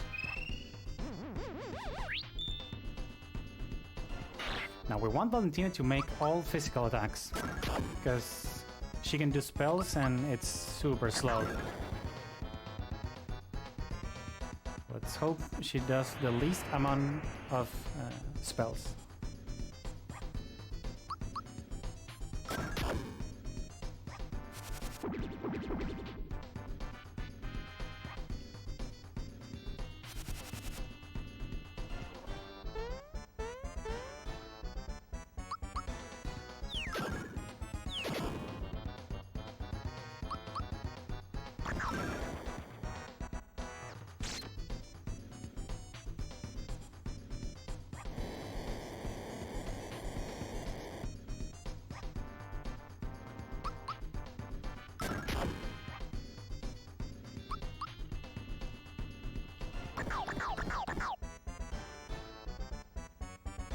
Wow, that was a lot of spells, but with the next attack we're gonna be defeating Valentina. And we are good to go. We're good to go to save Nimbus Land.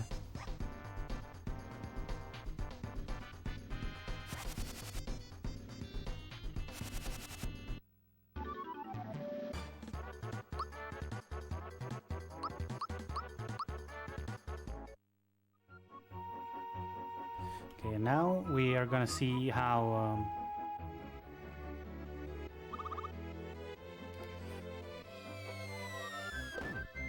Malo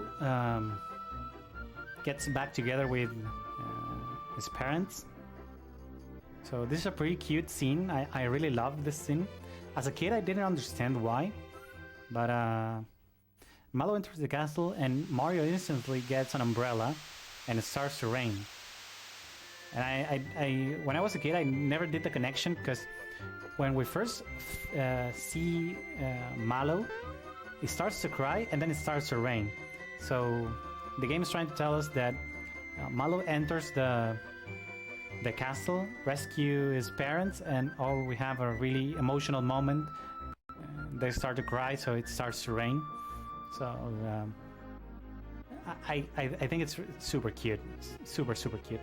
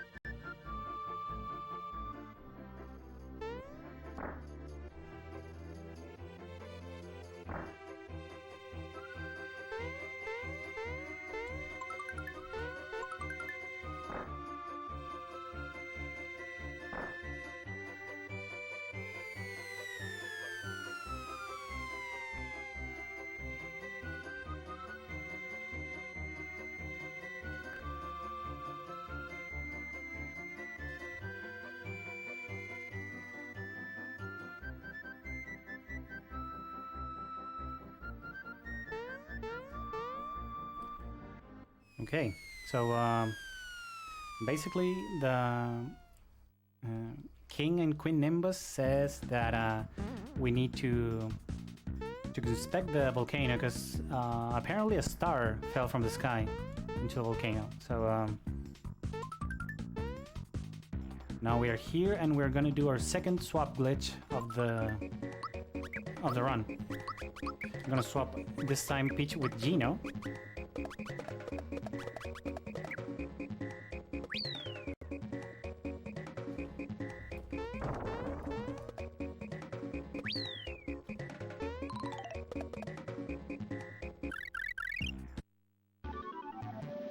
And now Peach is gonna learn Geno Blast.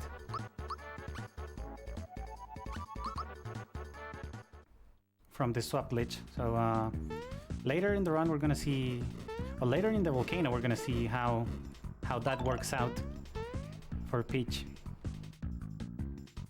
But the volcano is another heavy platforming section. We have to skip a lot of enemies and we have to... Oh, there's another counter that makes it 5.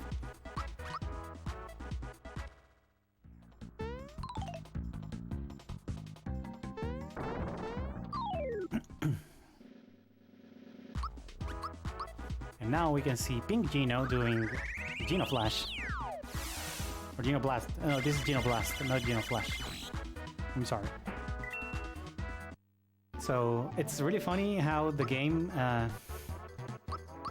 changed the sprite but not the color palette. So I think that's super cute. So we have to change. You get the duck scarf, you get this, you get the X booster, Geno gets the feather, and we swap them like this.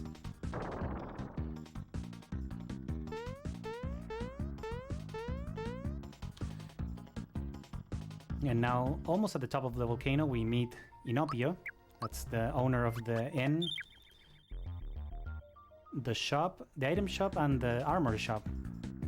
I'm gonna save just in case. But I think we shouldn't have much trouble with the fights coming up. I mean, everything can happen, but we'll see. We'll see.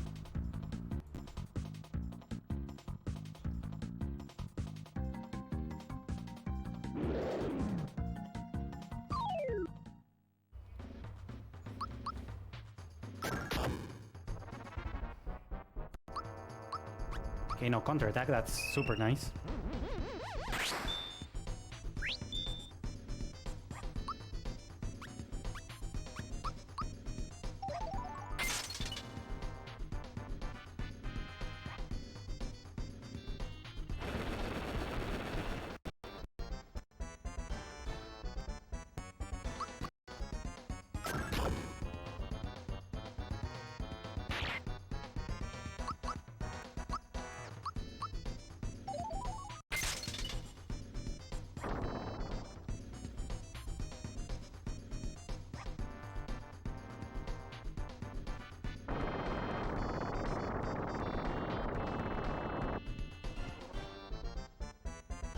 Okay, nice. We want both Geno and Bowser to die.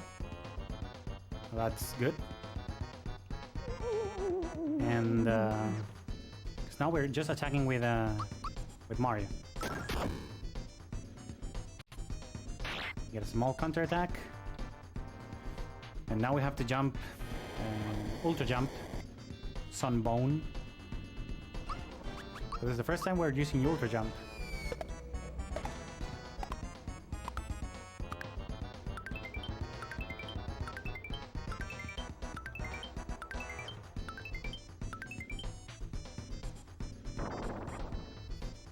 And the fight is done.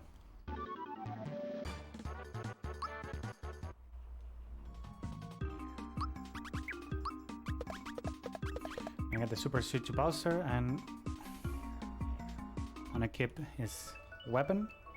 And now we get the 6th star of the game. So it was true. There was a star on the volcano, so the information from King and Queen Nimbus was correct. So now we just have to get one extra star, I guess. Whoa, wait. What happened?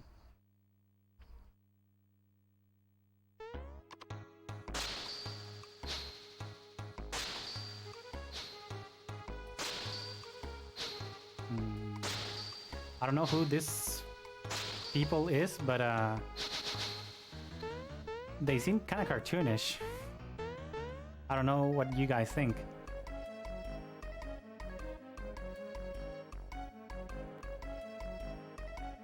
Well, never mind. I mean, it doesn't matter who they are. They have the star, so we have to chase them back.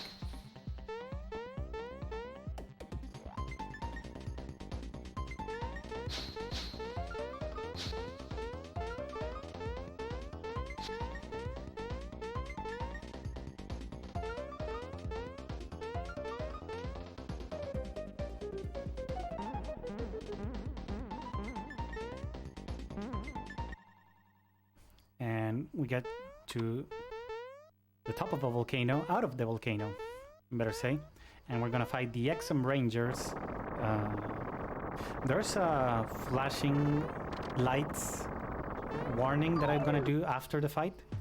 So if you're sensitive to flashing lights, you can look away after the fight. But before that, we're gonna be fighting the Exum Rangers. So we're gonna start by throwing a firebomb. I mean a rock candy, and if the rock candy freebie, we can have the optimum fight. If not, we have a pretty good fight with a firebomb and an ice bomb. Okay, no freebie, so we throw the firebomb.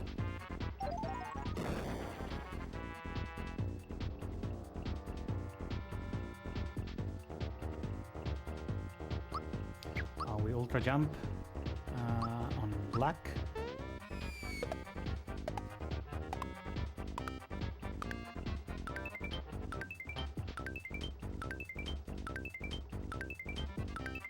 There you go. And the ultra jump on black, and it had to land on each ranger once at least. So took a bit, but finally did land on the red ranger, the Exum Red. We throw an ice bomb, and we go to the Mega Sword. Oh, excuse me, to the ship phase of the fight. So we need to attack with Mario and Bowser. So it's time to boost Mario.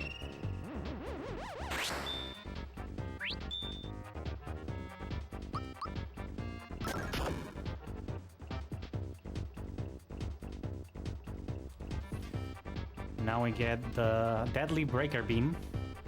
So, Mario should survive, Bowser should barely survive, and Gino's gonna be dead. So now 4 attacks, 2 with Bowser, 2 with Mario, and the fight will be over.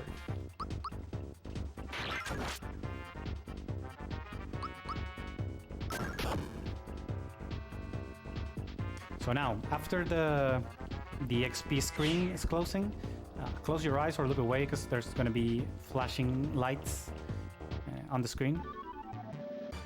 It's going to be right now.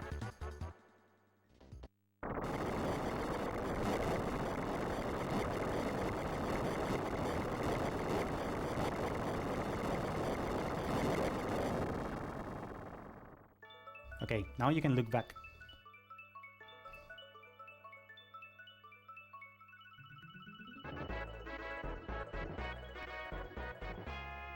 It's a just-in-case thing. It's never late to warn you guys about flashing lights, because someone could be sensitive to them, and that's no good. We don't want any harm in here.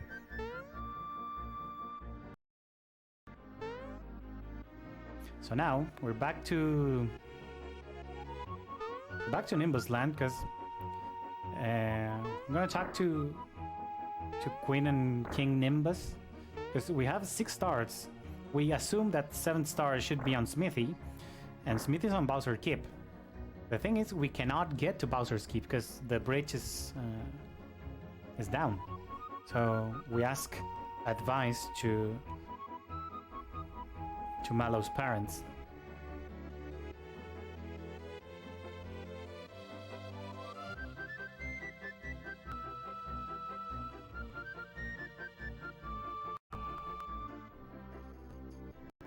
And King and Queen Nimbus says that we are allowed to use the Royal Bus to get to Bowser's Keep. But before that, we're gonna be doing our second RNG manipulation of the run. I'm gonna be saving here. I'm gonna be resetting, and I'm gonna go to the Royal Bus at a certain movement, and I'm gonna clear the last text box from the Royal Bus conversation at a certain frame to allow me to manipulate the doors on Bowser's Keep. So what is this manipulation? There's a set of 6 doors in Bowser's Keep, and we have to go through 4 of them. 2 of them are platforming doors. 2 of them are like quizzes and puzzles, and 2 of them are battle doors. So we want to try to avoid the battle doors because they are the slowest doors. So with this manipulation, we can try and get the both puzzle and quiz doors and the platforming doors. Not only because they're faster, but they have really good items. Especially platforming doors are really good items behind them. So hopefully we could do the manip correctly.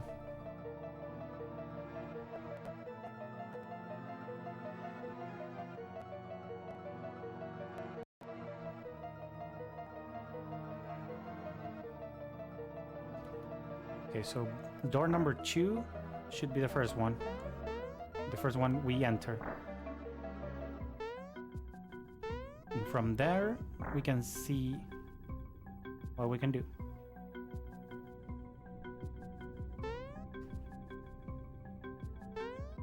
A bit of platforming.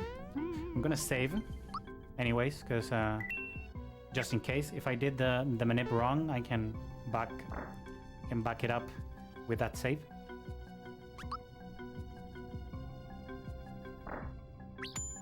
Go to number 2 is invisible platforming. So I have a flow chart here that helps me to see.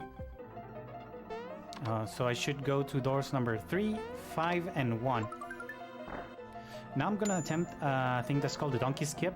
So we have this lovely OG Donkey Kong minigame. There you go. Donkey skip. Saves like, I don't know, 4 seconds, 5 seconds. It's number 3. Okay, this is the quiz. So I put that I needed to read the instructions. Okay, so I have to answer these questions.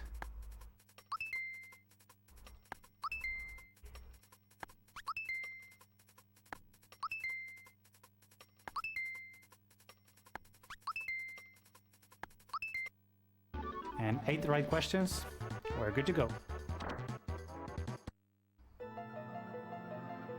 So now we're gonna be counting barrels.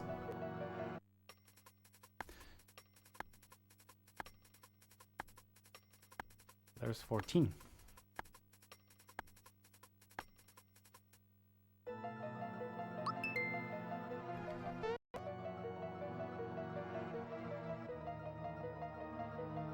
And now I have to count more barrels.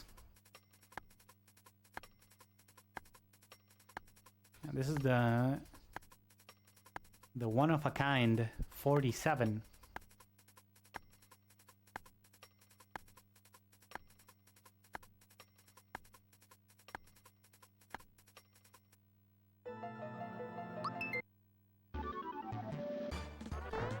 And now we have another like information minigame. We have to guess in which place of the marathon they get. This is 3. This is 4. And this is 1. Okay, so we're ready. So this is 1, 2, 3, and 4. Nice. Now, door number 5.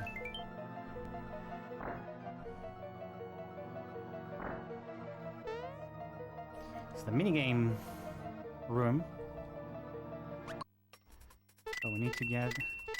Dr. Topper needs to get the 21st coin.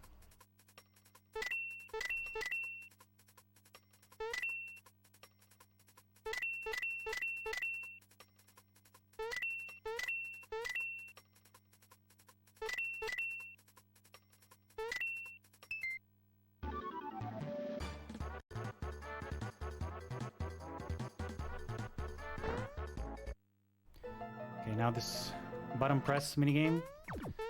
Just this 4 buttons and we're good to go. And now the ball solitary minigame.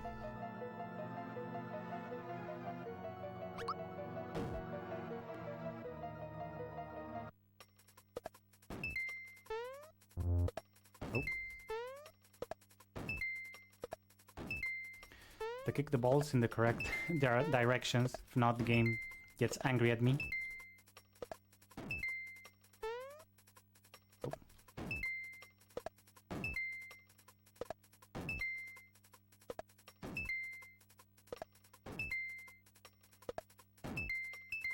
Okay, and last door is number 1, and we're going to be trying to do we're going to try to set up a wrong warp here. That is going to be used later on in the factory. Oh, that was close. Oh, that was not close. Okay, I'm gonna ride this platform and I'm gonna go back to Kiro Cola that's here. Gonna be like extra safe for the last battles. So in this one, if I hold down and I jump from this ball, I can set up a wrong warp in the factory that's gonna help me go through a complete screen like really easily.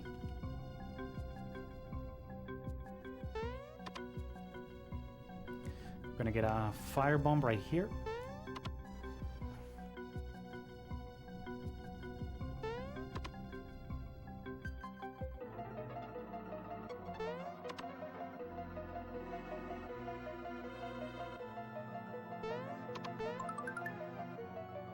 We got the firebomb and we are heading to the exit. We're also gonna grab that lovely, conveniently placed chest right next to the exit.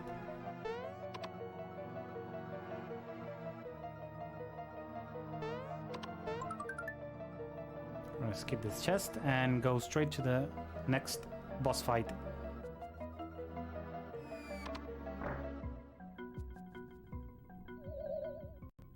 This is the Mai Koopa fight.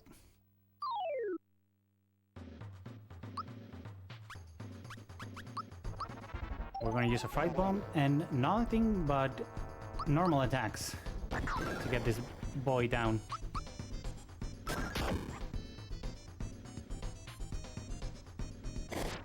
Oh, Water Blast is the slowest spell that could have done.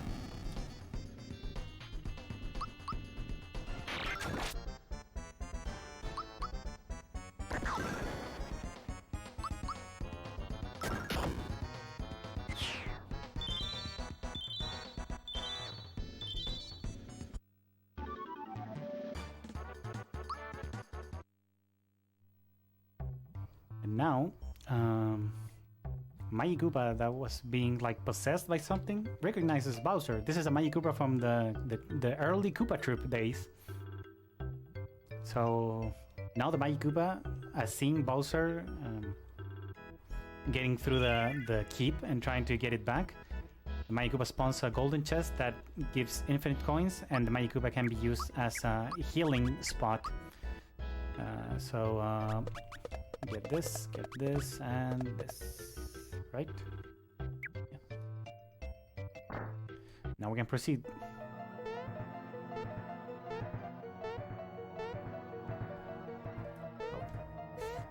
Got stunned there, didn't jump on time. So we are in a really similar spot as the fight with Bowser, the first fight with Bowser that we had. But right now we're facing Boomer.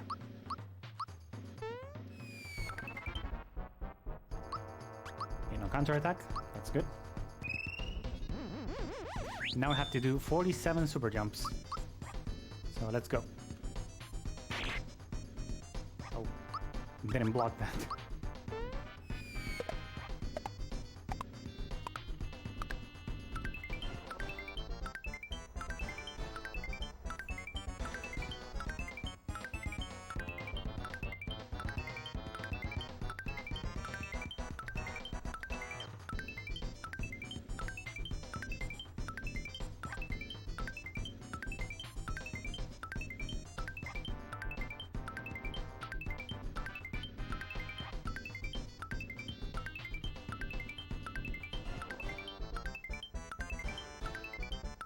And one more just to be safe.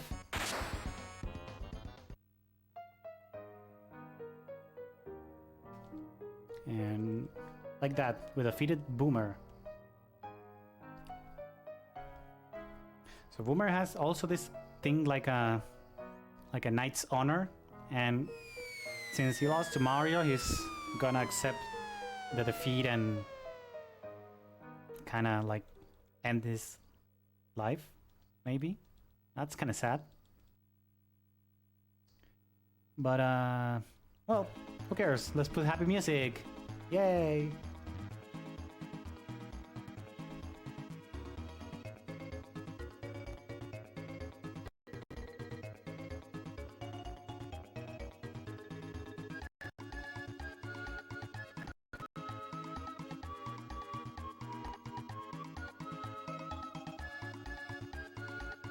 This next fight is gonna be the fight against Exor. This is the sword out of Bowser Castle. Oh, I'm getting a level up early. Okay. So this fight has a pretty weird mechanic that we're gonna exploit.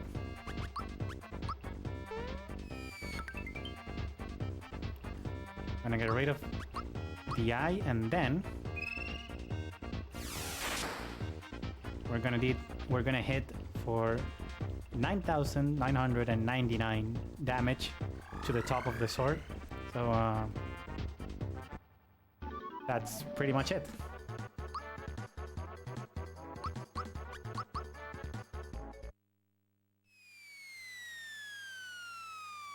We get absorbed by the sword and we go down to the factory.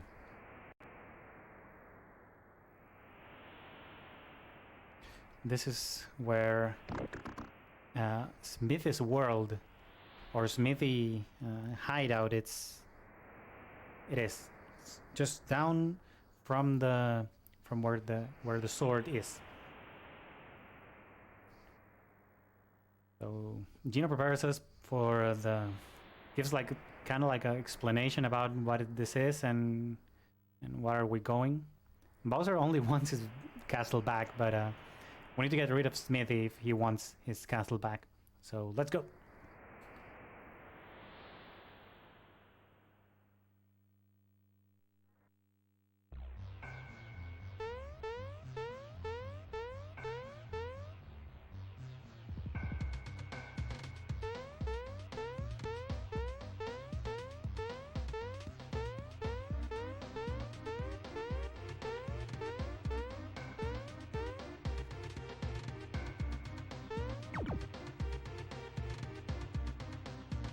So a lot of platforming in this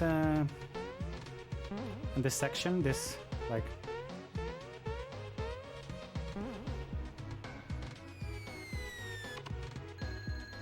It's really heavy in platforming, and it has a lot of bosses. So this is the first one. It's the most RNG heavy one. It's called Countdown. And so I have to alter jump and hit and each dingling once. Nope.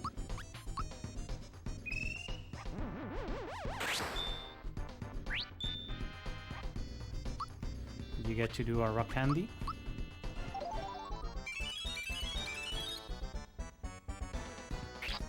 Okay, we want rock candy freebies. Those could be the best. Oh, okay. So,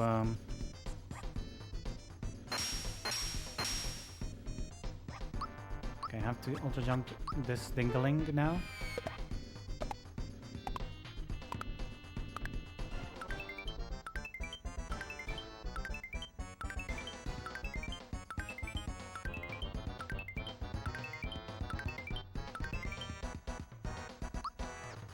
I have to able juice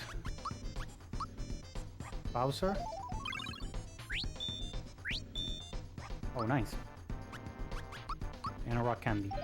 Hopefully we can get rock candy freebies. This is super important. Ooh, we're getting Duck Starred. And Gina goes to sleep.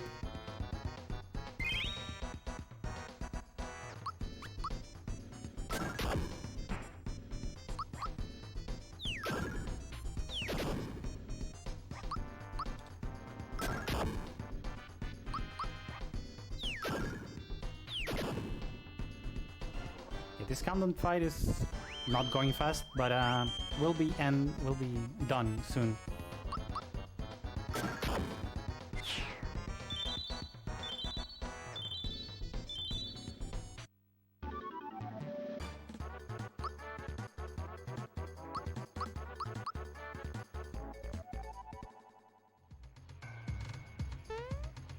Okay, now another platforming heavy section.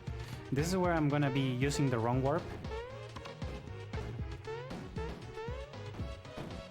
It's gonna be on the next screen. This one, I'm gonna hold up, gonna go down, and boing my way up to the end of the screen. I saved like, I don't remember how much it is, but it's like 10 seconds, maybe? Maybe more, but I don't know. I don't remember. Now we are good to go to machine-made Yaridovich.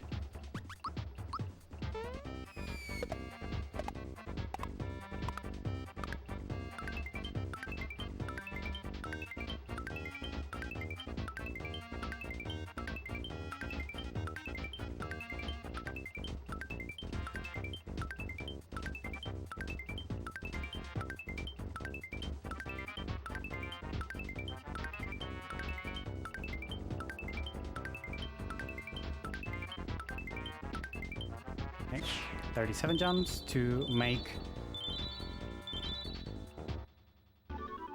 it happen, and good.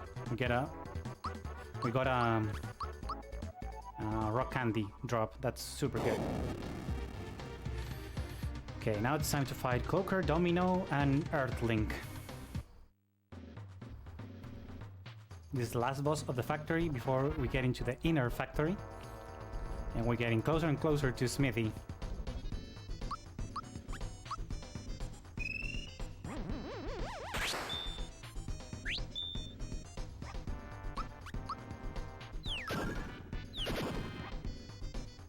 Oh, I mistimed that attack. Okay, let's see if I can get it back.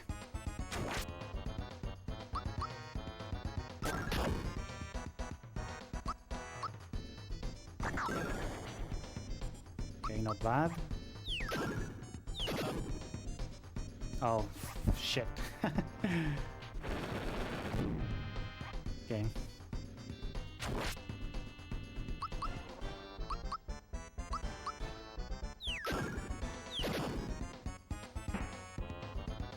I mistimed it twice, but hey, something's gonna happen. So now that we defeated Domino, Cloaker gets into his position with Earthlink, and this is... Earthlink hits really hard, so we have to be extremely careful with that.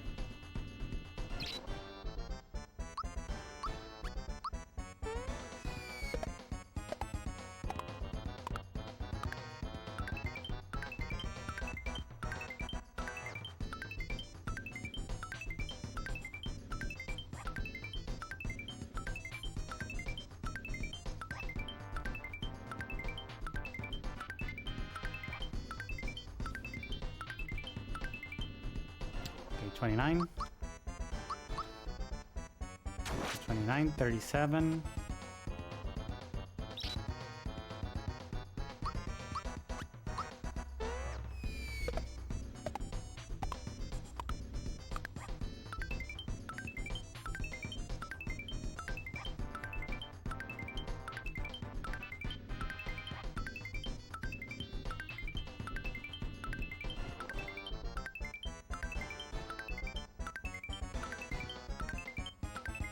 That should be good. Nice. So we gotta do 64 for this fight, but I dropped them like halfway, so the other halfway had to do it right now. Now we have a small menu. We switch Bowser with Peach. You exchange this, you get the amulet, and you get the triple pin. And it's time to go to the inner factory. This lovely last place in the game. We're pretty close to the end. Let's see if we can clutch it in a good way. And for that, we're gonna use Pink Gino. We're not gonna use Blue Gino. We're gonna use Pink Gino to get the job done.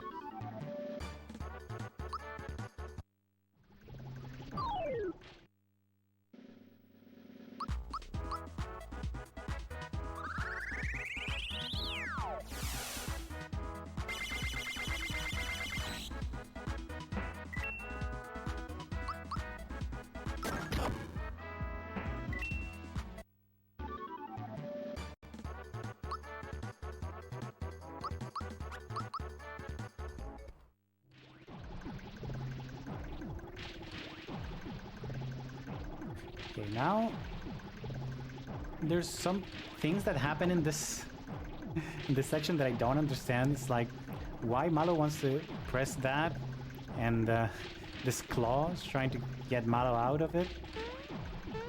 I guess it's like sort of a traps that Smithy put, but I think it's kind of funny that it's something like kind of random. But now this Toad is the most brave Toad, because he went through the whole factory, through the whole bunch of enemies to get here to sell us items. Like the economy is, oh my god, the economy is crazy in here. Okay, I have 1 ice and 3 rock. Okay, 1, 2, yes. Buy a couple more items. Okay, 1 ice bomb and 2 rock candy. That's gonna be the strat for Ganyolk later on.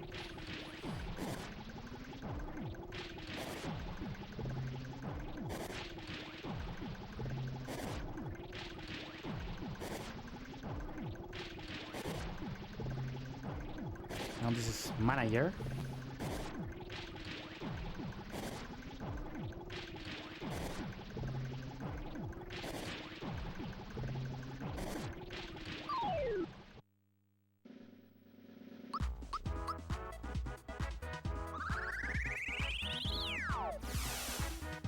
Looks a lot like a Shovel Knight, I would say, but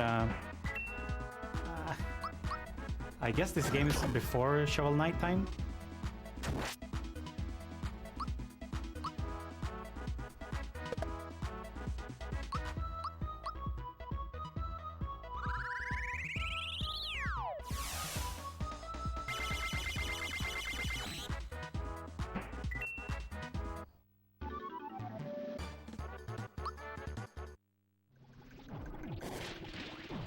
Okay, now we have to do a little menu here.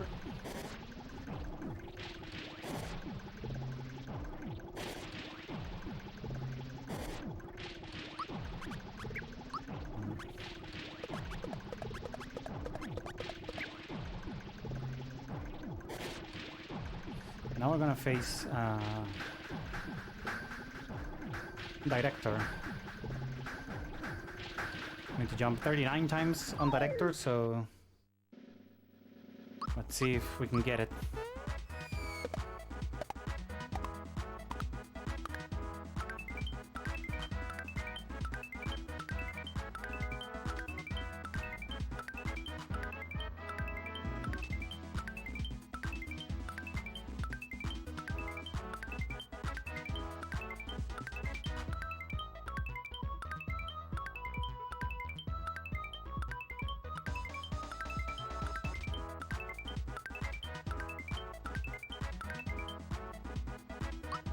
And we finish it with a rock candy.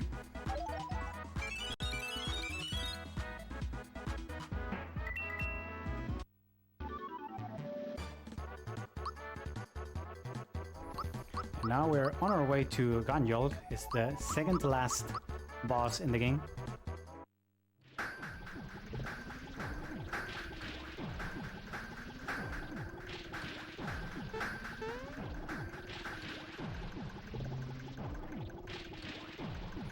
So 1-2 is the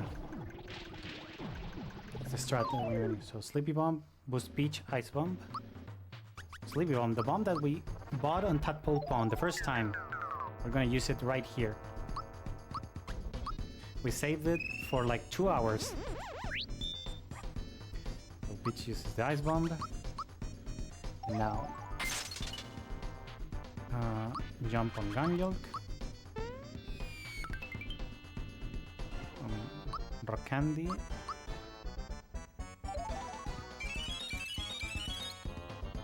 And thank you for the freebie. Shocker Ganjolk. And then attack Factory Chief.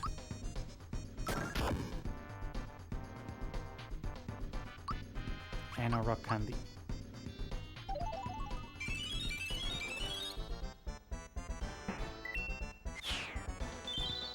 Good. Super good. So now, it's time.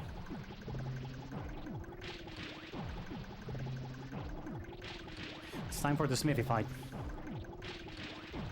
So I have 2 rock candies, right? I guess I have 2 rock candies.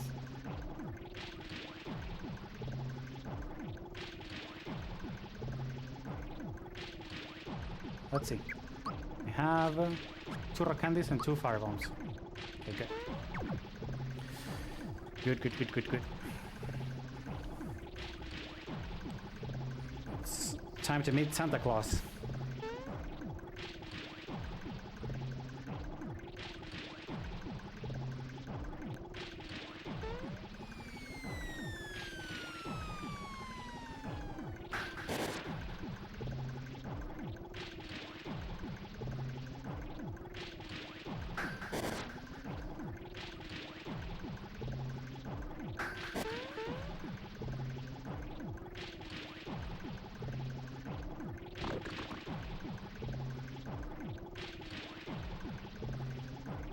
So is everybody ready to fight Smithy? Smithy's just making like weapons, enemies on its own. So let's go. Enjoy the music, by the way.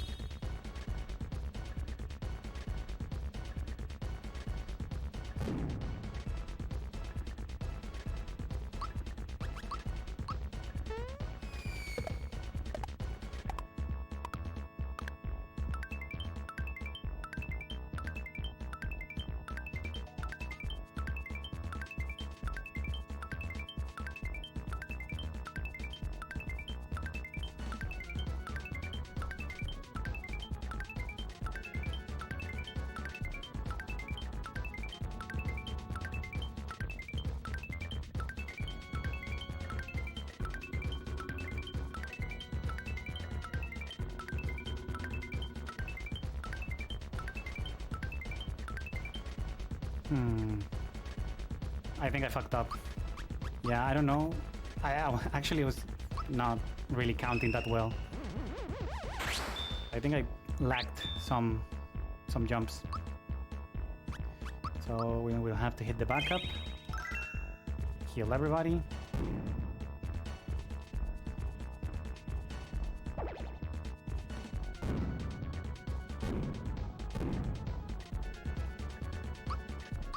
Now, how many jumps do I have to do with this boy? I don't know.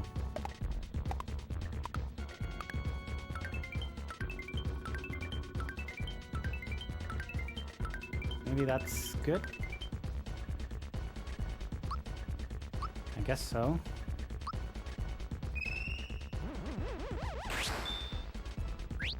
Okay, little boy, what's gonna be your attack?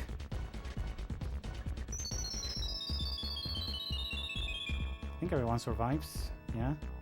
And now with this rock candy should be done for the first phase. Good.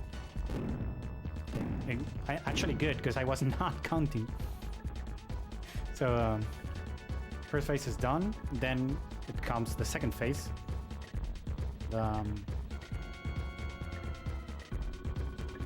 8,000 HP, Smithy 2.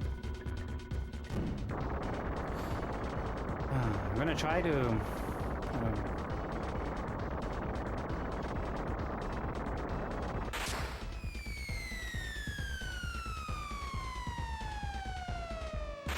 I'm gonna try to hit the 100 super jumps that I have to hit.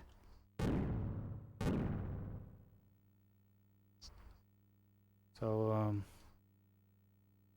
let's see. If not, I will have to improvise a bit, but it should be good. Like, it should be.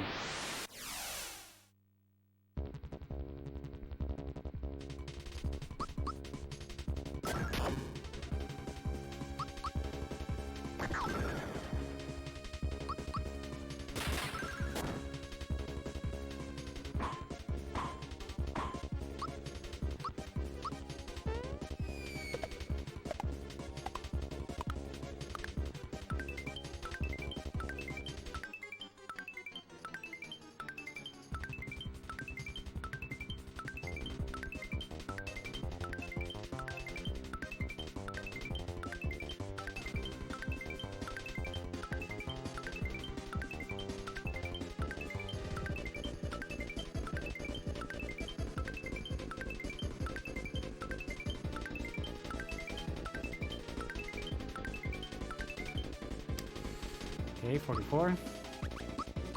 So I can still do, but I need to do 89 now.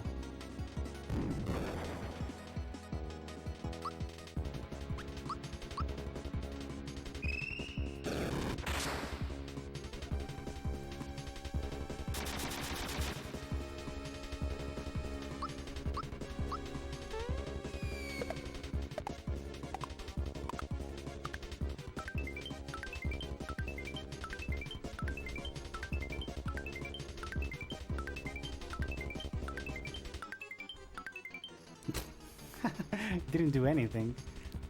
What do I do? Don't have any bombs, so I guess I'm gonna heal. Okay, so it's time to improvise because I didn't get the good fight. Yeah, I mean I didn't perform optimally. I gotta get the mage head. Yeah. Now I have to heal again.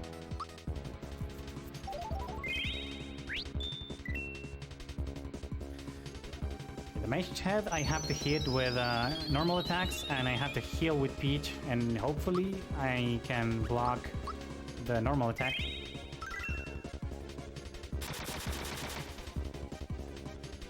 Nope.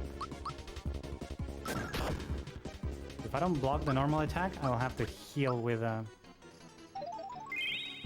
Gina.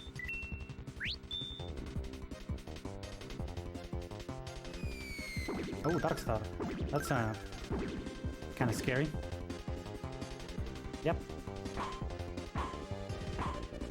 Okay, chest head. So super flame. It's gonna change heads after chest head. This is not on the lower end of the threshold. It's on the higher one.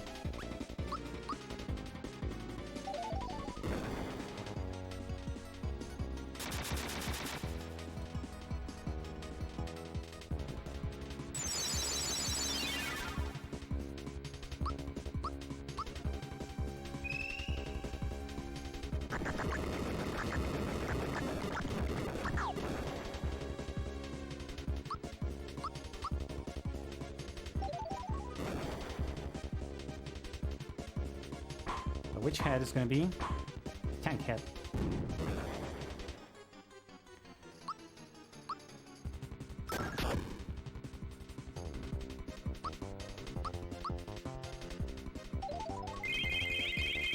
Drink some Hero Cola.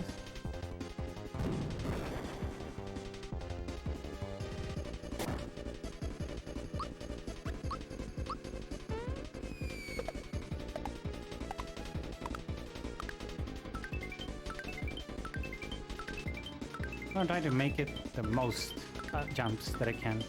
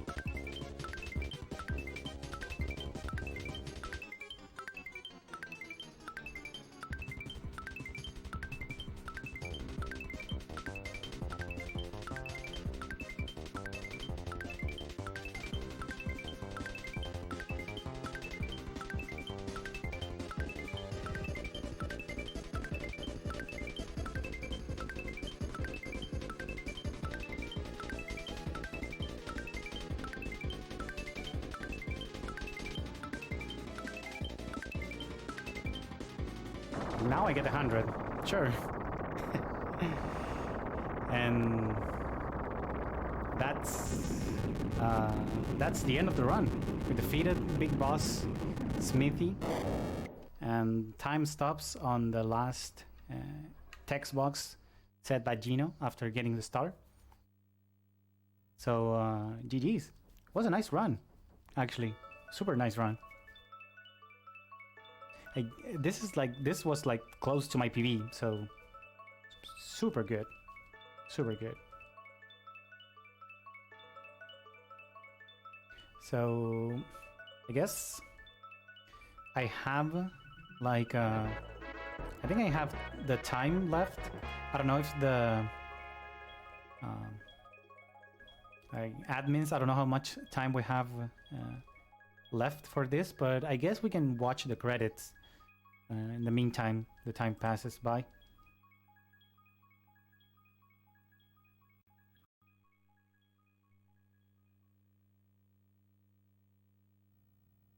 And time goes now.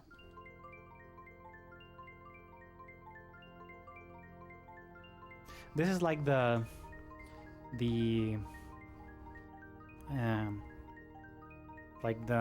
international, you could say it's like the international way of time this game, that it's from a file select to the last input you do. That's the closing the last text box on the game. And